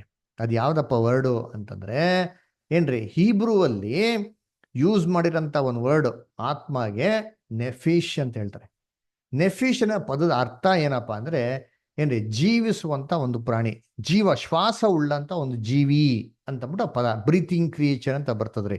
ಅದರ ಇದು ಸ್ಟ್ರಾಂಗ್ಸಲ್ಲಿ ಏನಾಗ್ತಾರೆ ಬರ್ತಾರೆ. ಇದನ್ನ 436 ಸತಿ ಹಳೆ ಒಡಂಬಡಿಕೆಯಲ್ಲಿ ಬರ್ತಾರೆ. ಇದನ್ನ 36 ವಿಧವಾದಂಥ ರೀತಿಯಲ್ಲಿ ಟ್ರಾನ್ಸ್ಲೇಷನ್ಸ್ ಮಾಡಿದ್ದಾರೆ. ನ್ಯೂ ಟೆಸ್ಟಿಮೆಂಟಿಗೆ ಬಂದರೆ ಇದಕ್ಕಿರೋಂಥ ಒಂದು ಗ್ರೀಕ್ ವಾರ್ತೆ ಸೂಕಿ ಅಂತ ಹೇಳ್ತಾರೆ ಅಲ್ವರ. ಇದು ಸೇಮ್ ಅದೇ ಮೀನಿಂಗ್ ಕೊಡಿದ್ರಿ, ಏನಂದ್ರೆ ಜೀವ ಶ್ವಾಸ ಉಳ್ಳ ಅಂತ ಒಂದು ಜೀವಿ, ಬ್ರೀತಿಂಗ್ ಕ್ರಿಯೇಚರ್ ಅಂತ. ಇದು 56 ಸತಿ ಬರ್ತಾರೆ. 4 ವಿಧವಾದಂಥ ರೀತಿಯಲ್ಲಿ ಮಾಡಿದ್ರೆ ನಮಗೆ ಟ್ರಾನ್ಸ್ಲೇಷನ್ಸ್ ಮಾಡಿದ್ದಾರೆ ಅದರ. ಇದಕ್ಕೆ ಬೆಸ್ಟ್ ಎಕ್ಸಾಂಪಲ್ಲು ಹೊಸ ಒಡಂಬಡಿಕೆಯಲ್ಲಿ ಒಂದು ವಾರ್ತೆ ಓದೋಣ. ಎಲ್ಲಪ್ಪ ಅಂದರೆ ಮಾರ್ಕ್ 10ನೇ ಅಧ್ಯಾಯ 45ನೇ ವಾಕ್ಯ. ಯಾರಾದ್ರು ಹೋದ್ರಿ? ಮಾರ್ಕ್ 10:45. ಮನುಷ್ಯ ಕುಮಾರನು ಸಹ ಸೇವೆ ಮಾಡಿಸಿಕೊಳ್ಳುವುದಕ್ಕೆ ಬರಲಿಲ್ಲ, ಸೇವೆ ಮಾಡುವುದಕ್ಕೂ ಅನೇಕರನ್ನು ಬಿಡಿಸಿಕೊಳ್ಳುವುದಕ್ಕಾಗಿ ತನ್ನ ಪ್ರಾಣವನ್ನು ಈಡುಕೊಡುವುದಕ್ಕೂ ಬಂದನು ಎಂದು ಹೇಳಿದನು. ತನ್ನ ಪ್ರಾಣವನ್ನು ಈಡುಕೊಡೋದಕ್ಕೆ ಬಂದನು. ಇಲ್ಲಿ ಪ್ರಾಣ ಅಂತ ಬರ್ತಾರೆ ಗೊತ್ತಾ ವಾರ್ತೆ. ಇಲ್ಲಿ ಪ್ರಾಣ ಅಂತ ಬರೋಂಥ ವಾರ್ತೆ ಕೂಡ ಗ್ರೀಕಲ್ಲಿ ಬರೋಂಥ ಸೂಕಿ ಅಂತ ವಾರ್ತೆ. ಯೇಸು ಕ್ರಿಸ್ತು ಇದನ್ನೇ ಏಷ್ಯಾದಲ್ಲಿ ಅಂತಂದ್ರು, ತನ್ನ ಪ್ರಾಣವನ್ನು ಪ್ರಾಯಶ್ಚಿತ್ತ ಯಜ್ಞಕ್ಕಾಗಿ ಅರ್ಪಿಸಿದ ಮೇಲೆ, ತನ್ನ ಆತ್ಮವನ್ನು ಪ್ರಾಯಶ್ಚಿತ್ತ ಯಜ್ಞಕ್ಕಾಗಿ ಅರ್ಪಿಸಿದ ಮೇಲೆ ಅಂತ ಬಂತಲ್ವಾ. ನೋಡಿ ಇಲ್ಲಿ ಅಂತ ಹಾಕಿದರೆ ಏನ್ರಿ, ತನ್ನ ಪ್ರಾಣವನ್ನು. ಆ್ಯಕ್ಚುಲಿ ಇಲ್ಲಿ ಏನು ಬರಬೇಕು, ತನ್ನ ಆತ್ಮವನ್ನು ಈಡು ಕೊಡುವುದಕ್ಕೂ ಏನು ಮಾಡಿದೆ ಬಂದನು. ಅನೇಕರನ್ನು ಬಿಡಿಸಿಕೊಳ್ಳುವುದಕ್ಕೂ ತನ್ನ ಆತ್ಮವನ್ನು ಈಡುಕೊಳ್ಳುವುದಕ್ಕೆ ಬಂದನು ಅಂತ ಹಾಕ್ಬೇಕು. ಇಲ್ಲಿ ಏನ್ ಮಾಡಿದ್ರೆ ಅಂದ್ರೆ ಆ ಪದನ ತೆಗೆದ್ಬಿಟ್ಟು ಏನ್ರಿ ಎಲ್ಲಾ ಕಡೆ ಪ್ರಾಣಿ ಪ್ರಾಣ ಅಂತ ಏನ್ ಮಾಡಿದ್ರೆ ಹಾಕ್ಬಿಟ್ಟಿದ್ದಾರೆ. ಯಾಕೆ ಅಂತಂದ್ರೆ ಟ್ರಾನ್ಸ್ಲೇಷನ್ ಮಾಡೋರು ಎಲ್ಲಾರು ಒಂದು ಮೈಂಡ್ ಫಿಕ್ಸ್ ಆಗ್ಬಿಟ್ಟಿದೆ. ಏನ್ ಫಿಕ್ಸ್ ಆಗ್ಬಿಟ್ಟಿದೆ ಅಂದ್ರೆ ಆತ್ಮ ಸಾಯಲ್ಲ, ಅದು ಸತ್ತಿದ ತಕ್ಷಣ ನರಕಕ್ಕೆ ಸ್ವರ್ಗಕ್ಕೆ ಹೋಗ್ತಾರೆ ಅಂತ ಅಂದ್ಬಿಟ್ಟು ಮೈಂಡಲ್ಲಿ ಫಿಕ್ಸ್ ಆಗ್ಬಿಟ್ಟಿರೋದ್ರಿಂದ ಇವರು ಟ್ರಾನ್ಸ್ಲೇಷನ್ಸ್ ಮಾಡ್ಬೇಕ್ರಿ. ಎಲ್ಲೆಲ್ಲಿ ಬೈಬಲಲ್ಲಿ ಆತ್ಮ ಸಾಯ್ತಾರೆ ಅಂತ ಟ್ರಾನ್ಸ್ಲೇಷನ್ಸ್ ವಾರ್ತೆಗಳು ಸಿಕ್ತೋ ಅದನ್ನೆಲ್ಲ ಮಿಸ್ ಟ್ರಾನ್ಸ್ಲೇಷನ್ಸ್ ಮಾಡಿದರೆ. ಯಾಕೆ? ಈ ಕಾನ್ಸೆಪ್ಟ್ ಯಾವಾಗ ಬಂತು ಆತ್ಮ ಸಾಯಲ್ಲ ಅಂತಂದ್ಬಿಟ್ಟು ಅದೆಲ್ಲ ಹೇಳ್ತೀನಿ. ಈ 5 ಭಾಗದಲ್ಲಿ ಅದನ್ನೆಲ್ಲ ಸಂಪೂರ್ಣವಾಗಿ ಕವರ್ ಮಾಡ್ತೀನಿ. ಈ ಥಿಯರಿ ಯಾವಾಗ ಬಂತು, ಇದಕ್ಕಿಂತ ಮುಂಚೆ ಏನಿತ್ತು, ಯಾಕೆ ಇರಲಿಲ್ಲ, ಯಾಕೆ ಈ ಥರ ಒಂದು ತಪ್ಪಾದ ಉಪದೇಶ ಬಂತು, ಇದನ್ನೆಲ್ಲ ನಿಮ್ಗೆ ಹೇಳ್ಕೊಡ್ತೀನಿ. ಓಕೆನಾ? ಸರಿ, ಅದಕ್ಕೆ ನೋಡ್ಬೇಕಾದ್ರೆ ಕರ್ತನಲ್ಲಿ ಪ್ರೀತಿ ಅಂತ ಸೋದರಗಳೇ ಏನ್ರಿ, ನಾವು ಸತ್ಯವೇದನ ಇಟ್ಕೊಂಡು ನಾವು ಕ್ಲಿಯರ್ ಆಗಿ ನೋಡಿದ್ರೆ ನಮ್ಗೆ ಕ್ಲಿಯರ್ ಆಗಿ ಅರ್ಥ ಆಗ್ತಾರೆ. ಕೆಲವೊಂದು ವಾರ್ತೆಗಳು ಓದೋಣ ಅಂತೀನಿ. ಇಲ್ಲಿ 1 ಯೋಹಾನ 3:16 ಹೋದ್ರೆ ಯಾರಾದ್ರು 1 John 3:16. ಕ್ರಿಸ್ತನು ನಮಗೋಸ್ಕರ ತನ್ನ ಪ್ರಾಣವನ್ನು ಕೊಟ್ಟದರಲ್ಲಿಯೇ ಪ್ರೀತಿ ಇಂಥದೆಂದು ನಮಗೆ ತಿಳಿದು ಬಂದದೆ. ನೋಡ್ರ, ತನ್ನ ಪ್ರಾಣ ಕೊಟ್ಟಿದ್ದಲ್ಲಿ ಇಂಥದ್ದು ತಿಳಿದು ಬಂದಿದೆ. ಯೇಸು ಕ್ರಿಸ್ತು ಏಷ್ಯಾದಲ್ಲಿ ಏನ್ ಕೊಟ್ಟಂತೆ? ತನ್ನ ಆತ್ಮವನ್ನು ಪ್ರಾಯಶ್ಚಿತ್ತಕ್ಕೆ ಅರ್ಪಿಸಿದ ಮೇಲೆ ಅದನ್ನ ಇಲ್ಲಿ ಪ್ರಾಣ ಅಂತ ಹಾಕಿದ್ದಾರೆ. ಇನ್ನೊಂದು ವಾರ್ತೆ ಓದೋಣ. ಮಾರ್ಕಲ್ಲಿ ತುಂಬಾ ಚೆನ್ನಾಗಿ ಬರ್ತಾರೆ. ಮಾರ್ಕ್ 8ನೇ ಅಧ್ಯಾಯ 35-37 ಓದ್ರಿ. ಕನ್ನಡದಲ್ಲಿ ಓದ್ರಿ ಯಾರಾದ್ರೂ, ಆಮೇಲೆ ಇಂಗ್ಲೀಷಲ್ಲಿ ಕೂಡ ಓದೋಣ. ತನ್ನ ಪ್ರಾಣವನ್ನು ಉಳಿಸಿಕೊಳ್ಳಬೇಕೆಂದಿರುವವನು ಅದನ್ನು ಕಳಕೊಳ್ಳುವನು, ಆದರೆ ತನ್ನ ಪ್ರಾಣವನ್ನು ಉಳಿಸಿಕೊಳ್ಬೇಕಂತಿರೋನು ಪ್ರಾಣವನ್ನು ಕಳೆದುಕೊಳ್ತಾನೆ. ನೆಕ್ಸ್ಟ್ ಆದರೆ ನನ್ನ ನಿಮಿತ್ತವಾಗಿಯೂ ಸುವಾರ್ತೆಯ ನಿಮಿತ್ತವಾಗಿಯೂ ತನ್ನ ಪ್ರಾಣವನ್ನು ಕಳೆದುಕೊಂಡವನು ಅದನ್ನು ಉಳಿಸಿಕೊಳ್ಳುವನು. ಪ್ರಾಣ ಎಲ್ಲ ಕಡೆ ಪ್ರಾಣ ಅಂತ ಹಾಕಿದ್ರು. Next continue sir. ಒಬ್ಬ ಮನುಷ್ಯನು ಲೋಕವನ್ನೆಲ್ಲ ಸಂಪಾದಿಸಿಕೊಂಡರೂ ಪ್ರಾಣ ನಷ್ಟಪಟ್ಟರೆ ಅವನಿಗೆ ಪ್ರಯೋಜನವೇನು? ಒಬ್ಬನು ತನ್ನ ಪ್ರಾಣಕ್ಕೆ ಏನು ಈಡು ಕೊಡಬಹುದು? ಎಲ್ಲ ಕಡೆ ಪ್ರಾಣ ಪ್ರಾಣ ಅಂತ ಹಾಕಿದ್ರು. ಇಲ್ಲಿ ಕರೆಕ್ಟ್ ಆಗಿ ಹಾಕಿದ್ದಾರೆ, ಎಲ್ಲ ಕಡೆ ಪ್ರಾಣ ಪ್ರಾಣ ಅಂತ. ಇದನ್ನೇ ಇಂಗ್ಲಿಷಲ್ಲಿ ಓದ್ತಾರೆ ಬ್ರದರು, ದಯವಿಟ್ಟು ಗಮನಿಸಿ. ಏನ್ ಪದ ಬರ್ತದೆ ನೋಡಿರ್ತೀನಿ. ಇವಾಗ ಎಲ್ಲ ಕಡೆ 4 ಇನ್ಸಿಡೆಂಟ್ಸ್ ಅಲ್ಲಿ ಏನ್ ಬಂತು? ಪ್ರಾಣ ಪ್ರಾಣ ಪ್ರಾಣ ಅಂತ. ಇಂಗ್ಲಿಷಲ್ಲಿ ಗಮನಿಸಿ ಬ್ರದರ್ ಓದ್ರಿ. Mark 8:35-37. For whosoever will save his life shall lose it, but whosoever shall lose his life for my sake and the gospel's, the same shall save it. ನೋಡ್ರ, ಲೈಫ್ ನೋಡಿ, ಎಲ್ಲ ಅಬ್ಸರ್ವ್ ಮಾಡಿ. ಲೈಫ್ ಅಂತ ಬಂತು. ಓಕೆನಾ? ಸರಿ, ಮತ್ತೆ continue. For what shall it profit a man if he shall gain the whole world and lose his own soul? ನೋಡ್ರ, ಇಲ್ಲಿ ಅಬ್ಸರ್ವ್ ಮಾಡಿ, ಸೋಲ್ ಅಂತ ಬಂದ್ಬಿಡ್ತು. ಇಲ್ಲಿ ಮಾತಾಡ್ತಾ ಇರೋದು ಯಾವ್ದ್ರ ಬಗ್ಗೆ? ಲೈಫ್ ಬಗ್ಗೆ. ಸಡನ್ ಆಗಿ ಏನಕ್ಕೆ ಸೋಲ್ ಅಂತ ಪದ ಹಾಕ್ಬಿಟ್ರು? ಆಮೇಲೆ ಕಂಟಿನ್ಯೂ ಮಾಡಿ ಬರ್ತಾರೆ. Or what shall a man give in exchange for soul? ನೋಡ್ರ, ತಿರ್ಗಾ ಸೋಲ್ ಅಂತ ಬಂದ್ಬಿಡ್ತು. ಆಕ್ಚುಲಿ ಗ್ರೀಕ್ ಅಲ್ಲಿ ಬರೋಂಥ ಸೂಕಿ ಅಂತ ವಾರ್ತನೆ 4 ಇನ್ಸಿಡೆಂಟ್ಸ್ ಅಲ್ಲಿ ಬರೋದು ಅಲ್ವರಾ? ಇವ್ರಿಗೆ ಎಲ್ಲಿ ಕನ್ವೀನಿಯಂಟ್ ಆಯ್ತು ಅಲ್ಲೇನ್ ಮಾಡ್ಬಿಟ್ರು? ಸೋಲ್ ಅಂತ ಹಾಕ್ಬಿಟ್ರು. ಎಲ್ಲಿ ಇವರು ಥಿಯರಿಗೆ ಆಪೋಸಿಟ್ ಆಗಿ ಬಂತು? ಲೈಫ್ ಅಂತ ಹಾಕ್ಬಿಟ್ರು. ಆಕ್ಚುಲಿ ಹಾಕಿದ್ರೆ ಎಲ್ಲ ಕಡೆ ಒಂದೇ ಹಾಕ್ಬೇಕು. ಐದರ್ ಲೈಫ್ ಅಂತ ಹಾಕಿ, ಇಲ್ಲ ಆತ್ಮ ಅಂತ ಹಾಕಿ ಅಲ್ವರಾ? ಆತ್ಮ ಅಂತ ಹಾಕಿದ್ರೆ ಎಷ್ಟು ಕ್ಲೀನ್ ಆಗಿ ಬರ್ತಾರೆ. What shall for whosoever shall save his soul shall lose it. ನೋಡ್ರಿ, ಅವಾಗ ಆತ್ಮ ಸಾಯ್ತಾರೆ ಅಂತ ಬಂದ್ಬಿಡ್ತು. ಅವಾಗ ಏನಾಗ್ಬಿಡ್ತಾರೆ? ಪ್ರಶ್ನೆ ಬಂದ್ಬಿಡ್ತಲ್ಲ, ಜನಗಳು ಕ್ವಶನ್ಸ್ ಕೇಳ್ತಾರಲ್ಲ. ಅದಕ್ಕೆ ಏನ್ ಮಾಡೋದು ಅಂದ್ರೆ ಈ ತರ ಎಲ್ಲ ಟ್ರಾನ್ಸ್ಲೇಷನ್ಸ್ ಮಾಡೋರು. ಅದಕ್ಕೆ ಕರ್ತನಲ್ಲಿ ಪ್ರೀತಿ ಅಂತ ಸೋದರಗಳೇ ಏನ್ರಿ, ಶ್ವಾಸ ಅಲ್ವರ? ಈ ಶ್ವಾಸ ಅಂತ ಪದಕ್ಕೆ ಹೀಬ್ರೂ ಅಲ್ಲಿ ರುವಾ ಅಂತ ಒಂದು ಪದ ಬರ್ತದೆ. ಇದು ಅರ್ಥ ಏನಪ್ಪಾ ಅಂದ್ರೆ ಏನ್ರಿ, ಕಣ್ಣಿಗೆ ಕಾಣದಿರಂತ ಅದ್ಭುತವಾದ ಶಕ್ತಿ. ಅದರ ಶ್ವಾಸ ಕಣ್ಣಿಗೆ ಕಾಣದಂತ ಅದ್ಭುತವಾದ ಶಕ್ತಿ ಅಂತ ಬರ್ತಾರೆ. ಇದನ್ನೇ ನಾವು ಗ್ರೀಕಲ್ಲಿ ನೋಡಿದ್ರೆ ನ್ಯೂಮಾ ಅಂತ ಪದ ಬರ್ತದ್ರಿ. ಇದು ಕೂಡ ಅದೇ ಬರೋದು. ಏನೋ ಜೀವಿಸೋದಿಕ್ಕೆ ಶಕ್ತಿ ಕೊಡೋಂತ ಕಣ್ಣಿಗೆ ಕಾಣದಂತ ಅದ್ಭುತವಾದ ಶಕ್ತಿ ಅಂತ. ಅದರ ಜೀವಿಸಿಕೆ ಶಕ್ತಿ ಕೊಡಂತ ಕಣ್ಣಿಗೆ ಕಾಣದಂತ ಅದ್ಭುತ ಶಕ್ತಿ ಅಂದ್ರೆ ಏನು? ರೈಟ್ ಟು ಲಿವ್, ಅದು ಪವರ್ ಟು ಲೈಫ್ ಅಂತ ಏನ್ ಮಾಡ್ತಾರೆ ಹೇಳ್ತಾರಲ್ಲ, ಇನ್ವಿಸಿಬಲ್ ಅಂತ ಹೇಳ್ತಾರೆ. ಕಣ್ಣಿಗೆ ಕಾಣದಿರಂತ ಅದ್ಭುತವಾದ ಶಕ್ತಿ, ಜೀವಿಸಕ್ಕೆ ಸಾಮರ್ಥ್ಯ ಇರುವಂತ ಅದ್ಭುತವಾದ ಶಕ್ತಿ ಅಂತ ಹೇಳ್ತಾರೆ. ಅದರ ಅದಕ್ಕೆ ನ್ಯೂಮಾ ಅಂತ ಹೇಳ್ತಾರೆ. ಯಾರು ಫಿಸಿಕ್ಸ್ ಓದಿದ್ರೆ ಗೊತ್ತಿರ್ತಾರೆ. ನ್ಯೂಮ್ಯಾಟಿಕ್ ಪವರ್ ಕೇಳಿದಿರಾ? ಕೈನೆಟಿಕ್ ಪವರ್ ಕೇಳಿದ್ರಿ ಫಿಸಿಕ್ಸ್ ಅಲ್ಲಿ. ನ್ಯೂಮ್ಯಾಟಿಕ್ ಪವರ್ ಅಂದ್ರೆ ಸಮಥಿಂಗ್ ರಿಲೇಟೆಡ್ ಟು ಏರ್, ಅದರ ಗಾಳಿಯಿಂದ ಬರೋಂಥದ್ದು ನ್ಯೂಮ್ಯಾಟಿಕ್ ಅಂತ ಏನ್ ಮಾಡ್ತಾರೆ ಅಲ್ಲಿ ಹೇಳ್ತಾರೆ. ಅದರ ಸರಿ, ಇದು ಈ ಪದದ ಅರ್ಥ ಹೆಂಗಪ್ಪ ಅಂತಂದ್ರೆ, ಇದು ಕಣ್ಣಿಗೆ ಏನಾಗಲ್ಲ, ಕಾಣಿಸಲ್ಲ. ಇವಾಗ ನಾವು ಅವಾಗೇ ನೋಡಿದ್ರೆ ಎಕ್ಸಾಂಪಲ್ ಟಿವಿ ಬಗ್ಗೆ ನೋಡಿದ್ರಿ. ಟಿವಿ ಒಂದು ಪೆಟ್ಟಿ, ಕಣ್ಣಿಗೆ ಕಾಣಿಸ್ತದೆ. ಕರೆಂಟ್ ಕಣ್ಣಿಗೆ ಕಾಣಿಸ್ತದಾ? ಕರೆಂಟ್ ಏನಾಗಲ್ಲ ನಮ್ಮ ಕಣ್ಣಿಗೆ, ಕಾಣಿಸಲ್ಲ ಅಲ್ವರ ಇದೇ ರೀತಿ ಅಲ್ಲಿ ಶ್ವಾಸ ಅಂತ ಪದ ಏನು ಬರ್ತದೋ ಅಥವಾ ಸ್ಪಿರಿಟ್ ಅಂತ ಏನು ವಾರ್ತೆ ಬರ್ತೋ ಅದನ್ನೇ ಯೂಸ್ ಮಾಡಿರೋದು. ಅದು ಕಣ್ಣಿಗೆ ಏನಾಗಲ್ಲ, ಕಾಣಿಸಲ್ಲ. ಅಲ್ವರ ಅದನ್ನ ಫೀಲ್ ಮಾಡ್ಬೋದು, ಎಕ್ಸ್ಪೀರಿಯನ್ಸ್ ಮಾಡ್ಬೋದು. ನಮ್ಮ ಕಣ್ಣಿಗೆ ಏನಾಗಲ್ಲ, ಅದು ಕಾಣಿಸಲ್ಲ. ಉದಾಹರಣೆಗೆ ಇವ್ರ ರೋಡಲ್ಲಿ ಇಷ್ಟೊಂದು ಎಲೆಕ್ಟ್ರಿಕ್ ಕಂಬ ಹಾಕಿದ್ದಾರೆ, ಅದ್ರಲ್ಲಿ ಕರೆಂಟ್ ಐತೋ ಇಲ್ವ ಅಂತ ಹೆಂಗ್ ಚೆಕ್ ಮಾಡ್ತೀರಾ? ನಮ್ ಕಣ್ಣು ಕಾಣಿಸ್ತದಾ? ಕರೆಂಟ್ ಇರೋದು ಕಣ್ಣು ಕಾಣಿಸ್ತದಾ? ನೀವ್ ಹೇಳ್ರಿ, ಕಣ್ಣು ಕಾಣಿಸ್ತದಾ? ಇಲ್ಲ ಬ್ರದರ್. ಇಲ್ಲ. ಹೆಂಗ್ ಚೆಕ್ ಮಾಡೋದು? ಹೆಂಗ್ ಚೆಕ್ ಮಾಡೋದು? ಡಿವೈಸ್ ಬೇಕು. ಡಿವೈಸ್ ಬೇಕು. ಇಲ್ಲ ಹಿಡ್ಕೊಂಡು ನೋಡಿದ್ರೆ ಗೊತ್ತಾಯ್ತದೆ. ಜನರ ಅಂತ ಹೊಡೆದ್ರೆ ಓ ಕರೆಂಟ್ ಐತಪ್ಪ ಅಂತ ಗೊತ್ತಾಯ್ತಾರೆ ನೋಡಿರ್ತೀನಿ ಅಲ್ವರ. ಅದಕ್ಕೆ ಕರೆಂಟ್ ಕಣ್ಣಿಗೆ ಏನಾಗಲ್ಲ, ಕಾಣಿಸಲ್ಲ, ಆದ್ರೆ ಶಕ್ತಿಶಾಲಿ, ಕಣ್ಣಿಗೆ ಕಾಣದಂತ ಅದ್ಭುತವಾದಂತ ಶಕ್ತಿ. ಕೆಲವೊಂದು ವಾರ್ತೆಗಳನ್ನ ಓದೋಣ. ಇಲ್ಲಿ ಯೋಹಾನ 4:24 ಓದ್ರಿ. ಕನ್ನಡದಲ್ಲಿ ಯಾರು ಓದ್ರಿಂತೀರಿ? ಹಾ. ದೇವರು ಆತ್ಮಸ್ವರೂಪನು, ಆತನನ್ನು ಆರಾಧಿಸುವವರು ಆತ್ಮೀಯ ರೀತಿಯಲ್ಲಿ ಸತ್ಯಕ್ಕೆ ತಕ್ಕ ಹಾಗೆ ಆರಾಧಿಸಬೇಕು ಅಂದನು. ಆರಾಧಿಸಬೇಕು. ಇದೆ ಇಂಗ್ಲಿಷಲ್ಲಿ ಓದ್ರೀತಿ ನೋಡೋಣ. ಹಾ. God is a spirit, and they that worship him must worship him in spirit and in truth. ನೋಡ್ರ, they that worship him should worship him spirit and truth. God is A spirit ಅಂದ್ರು, god is A ಸೋಲ್ ಅಂತಂದ್ರ. ಇಲ್ಲ ರೀ, ಕನ್ನಡದಲ್ಲಿ ಏನ್ ಹಾಕ್ಬಿಟ್ರು? ಆತ್ಮ ಅಂತ ಹಾಕ್ಬಿಟ್ರು ಅಂತೀನಿ. ಇವಾಗ ಕನ್ನಡದಲ್ಲಿ ಆತ್ಮ ಅಂತ ಹಾಕ್ರೆ ಇಂಗ್ಲೀಷಲ್ಲಿ ಏನ್ ಬರ್ಬೇಕು? ಸೋಲ್ ಅಂತ ಬರ್ಬೇಕು. ಇಲ್ಲಿ ಸ್ಪಿರಿಟ್ ಅಂತ ಹಾಕಿದ್ದಾರೆ.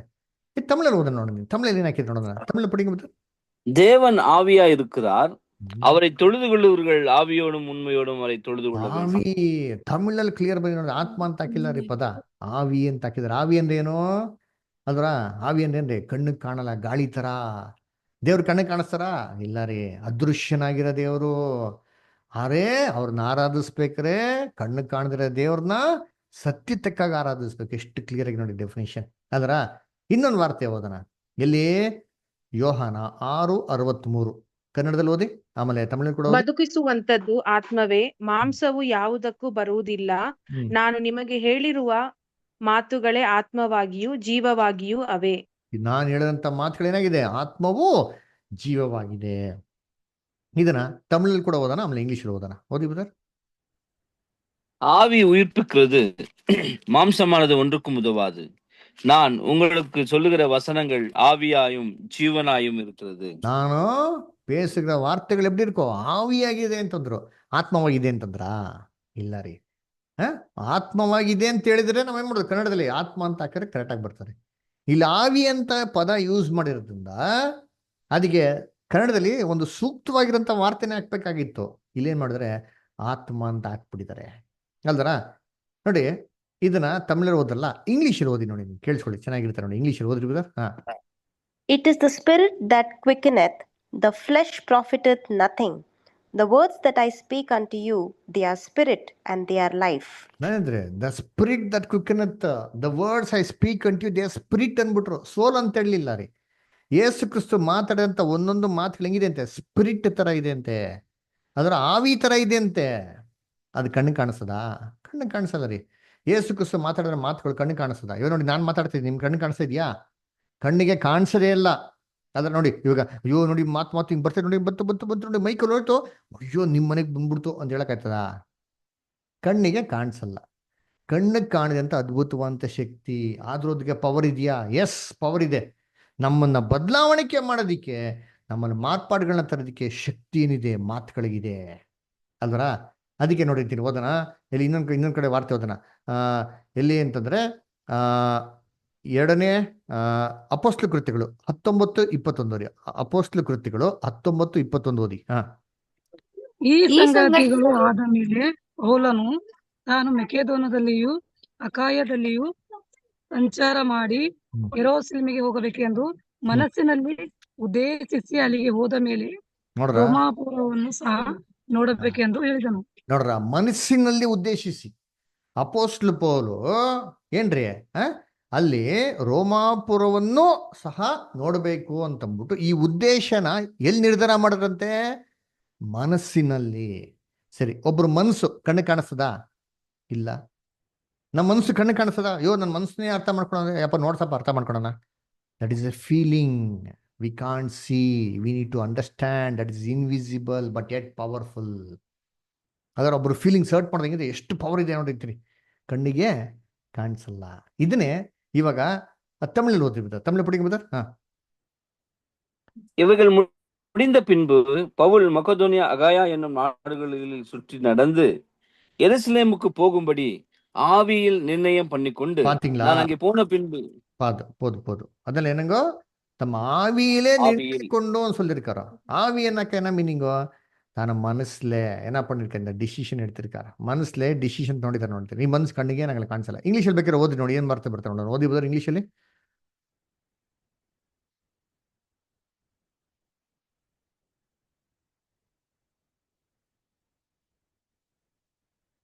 Acts 19:21. English alla brother? ಓದ್ತೇನೆ. After these things were ended, Paul purposed in the Spirit, when he had passed through Macedonia and Achaia, to go to Jerusalem, saying, after I have been there, I must also see Rome. Nodra, Paul purposed in spirit. Where did Paul decide? How did he decide to go to these places? It was in his spirit. Spirit ಅನ್ನೇನ್ರಿ? ತನ್ನ ಮನಸ್ಸಿನಲ್ಲಿ. ಹಂಗಾರೆ spirit ಅಂತಂದ್ರೆ ಕಣ್ಣಿಗೆ ಕಾಣಿಸಲ್ಲ. ಇವಾಗ sports man spirit ಅಪ್ಪ ಇರಬೇಕು, ಅವಾಗ ಕ್ರಿಕೆಟ್ ಚೆನ್ನಾಗಿ ಆಡಕ್ಕೆ ಸಾಧ್ಯ ಅಂತ ಹೇಳಿದ್ರೆ ಏನು ಸ್ಪೋರ್ಟ್ಸ್ ಮ್ಯಾನ್ ಸ್ಪಿರಿಟ್ ಮಾರ್ಕಲ್ಲಿ ಸಿಗ್ತದೆ, ತಂದು ತುಂಬ್ಕೊಬೇಕಾ? It is invisible, we can't see it. ಕಣ್ಣಿಗೆ ಕಾಣಿಸಲ್ಲ. ಕಣ್ಣಿಗೆ ಕಾಣಿದಂಥ ಅದ್ಭುತವಂತ ಶಕ್ತಿ ಅಲ್ವರಾ? ಇವಾಗ ಇದರ ಇವತ್ತಿನ ಸಮ್ಮರಿ ಚೆನ್ನಾಗಿ ನೋಡಿ, ಗಮನಿಸಿ ಎಲ್ಲರೂ. ನಾವೇನು ನೋಡಿದ್ರಿ? ಇಂಗ್ಲೀಷಲ್ಲಿ ವಾರ್ತೆಗಳನ್ನ ನೋಡಿದ್ರಿ, ಕನ್ನಡದಲ್ಲೂ ನೋಡಿದ್ರಿ, ತಮಿಳಲ್ಲಿ ಕೂಡ ನೋಡಿದ್ರಿ. ನೋಡಿ, ಇಂಗ್ಲೀಷಲ್ಲಿ ಸೋಲ್ ಅಂತ ಬರೋ ವಾರ್ತೆಗೆ ಕನ್ನಡದಲ್ಲಿ ಏನಿದೆ? ಆತ್ಮ ಅಂತಿದೆ. ತಮಿಳಲ್ಲಿ ಕೂಡ ಏನಿದೆ? ಆತ್ಮ ಅಂತಿದೆ ಅಲ್ವರ? ಆಮೇಲೆ ಇನ್ನೊಂದು ಪದ ನೋಡಿದ್ರಿ, ಇಂಗ್ಲೀಷಲ್ಲಿ ಸ್ಪಿರಿಟ್ ಅಂತ ಬರ್ತದೆ. ಇದಕ್ಕೆ ಕನ್ನಡದಲ್ಲಿ ಏನು ವಾರ್ತೆ ಇದೆ? ಕನ್ನಡದಲ್ಲಿ ಏನಿದೆ ವಾರ್ತೆ? ಅದಕ್ಕೆ ಏನಿದೆ? ಆತ್ಮ. ಆತ್ಮ ಅಲ್ವರ? ತಮಿಳಲ್ಲಿದೆ ಆವಿ ಅಂತಿದೆ ನೋಡಿರ್ತೀನಿ. ಕನ್ನಡದಲ್ಲಿ ಸೋಲು ಮತ್ತೆ ಸ್ಪಿರಿಟ್ಗೂ ಎರಡಿಗೂ ಒಂದೇ ವಾರ್ತೆ ಬೈಬಲಲ್ಲಿ ಯೂಸ್ ಮಾಡಿದ್ದಾರೆ. ಅಬ್ಸರ್ವ್ ಮಾಡಿದ್ರ? ಇಷ್ಟೊತ್ತು ನೋಡ್ಸಿರೋ ವಾರ್ತೆಗಳಲ್ಲಿ ಏನಪ್ಪ ಅಬ್ಸರ್ವ್ ಮಾಡಬೇಕು ಅಂತಂದ್ರೆ, ಸೋಲ್ ಮತ್ತೆ ಸ್ಪಿರಿಟ್ಗೆ ಇಂಗ್ಲೀಷಲ್ಲಿ ಎರಡು ಬೇರೆ ವಾರ್ತೆಗಳಿದೆ, ಎರಡು ಗ್ರೀಕ್ ಮತ್ತೆ ಹೀಬ್ರೂ ವಾರ್ತೆಗಳಿದೆ. ತಮಿಳಲ್ಲಿ ಕೂಡ ಬೇರೆ ಎರಡು ವಾರ್ತೆಗಳಿದೆ, ಆತ್ಮ ಮತ್ತೆ ಆವಿ ಅಂತಿದೆ. ಅದರಿಂದ ತಮಿಳಲ್ಲಿ ಅಥವಾ ಇಂಗ್ಲೀಷಲ್ಲಿ ಓದ್ಬೇಕಾದ್ರೆ ನಮಗೆ ಡಿಫ್ರೆನ್ಸಿಯೇಷನ್ ಗೊತ್ತಾಗ್ತದೆ. ಕನ್ನಡದಲ್ಲಿ ಆ ಥರ ಇಲ್ಲ. ಎರಡಿಗೂ ಒಂದೇ ಪದ ಬಳಕೆ ಮಾಡಿದ್ರಿಂದ ನಮಗೆ ಸ್ವಲ್ಪ ಕನ್ಫ್ಯೂಷನ್ ಉಂಟಾಗ್ಬೋದು. ಆದರೆ ನಾವು ಕರೆಕ್ಟಾಗಿ ಸತ್ಯವೇದನ ಕಂಪೇರ್ ಮಾಡ್ಕೊಂಡು ಓದಿದ್ರೆ ನಮಗೆ ಅಟ್ರ ಕನ್ಫ್ಯೂಷನ್ ಖಂಡಿತವಾಗೂ ಆಗೋದಿಲ್ಲ.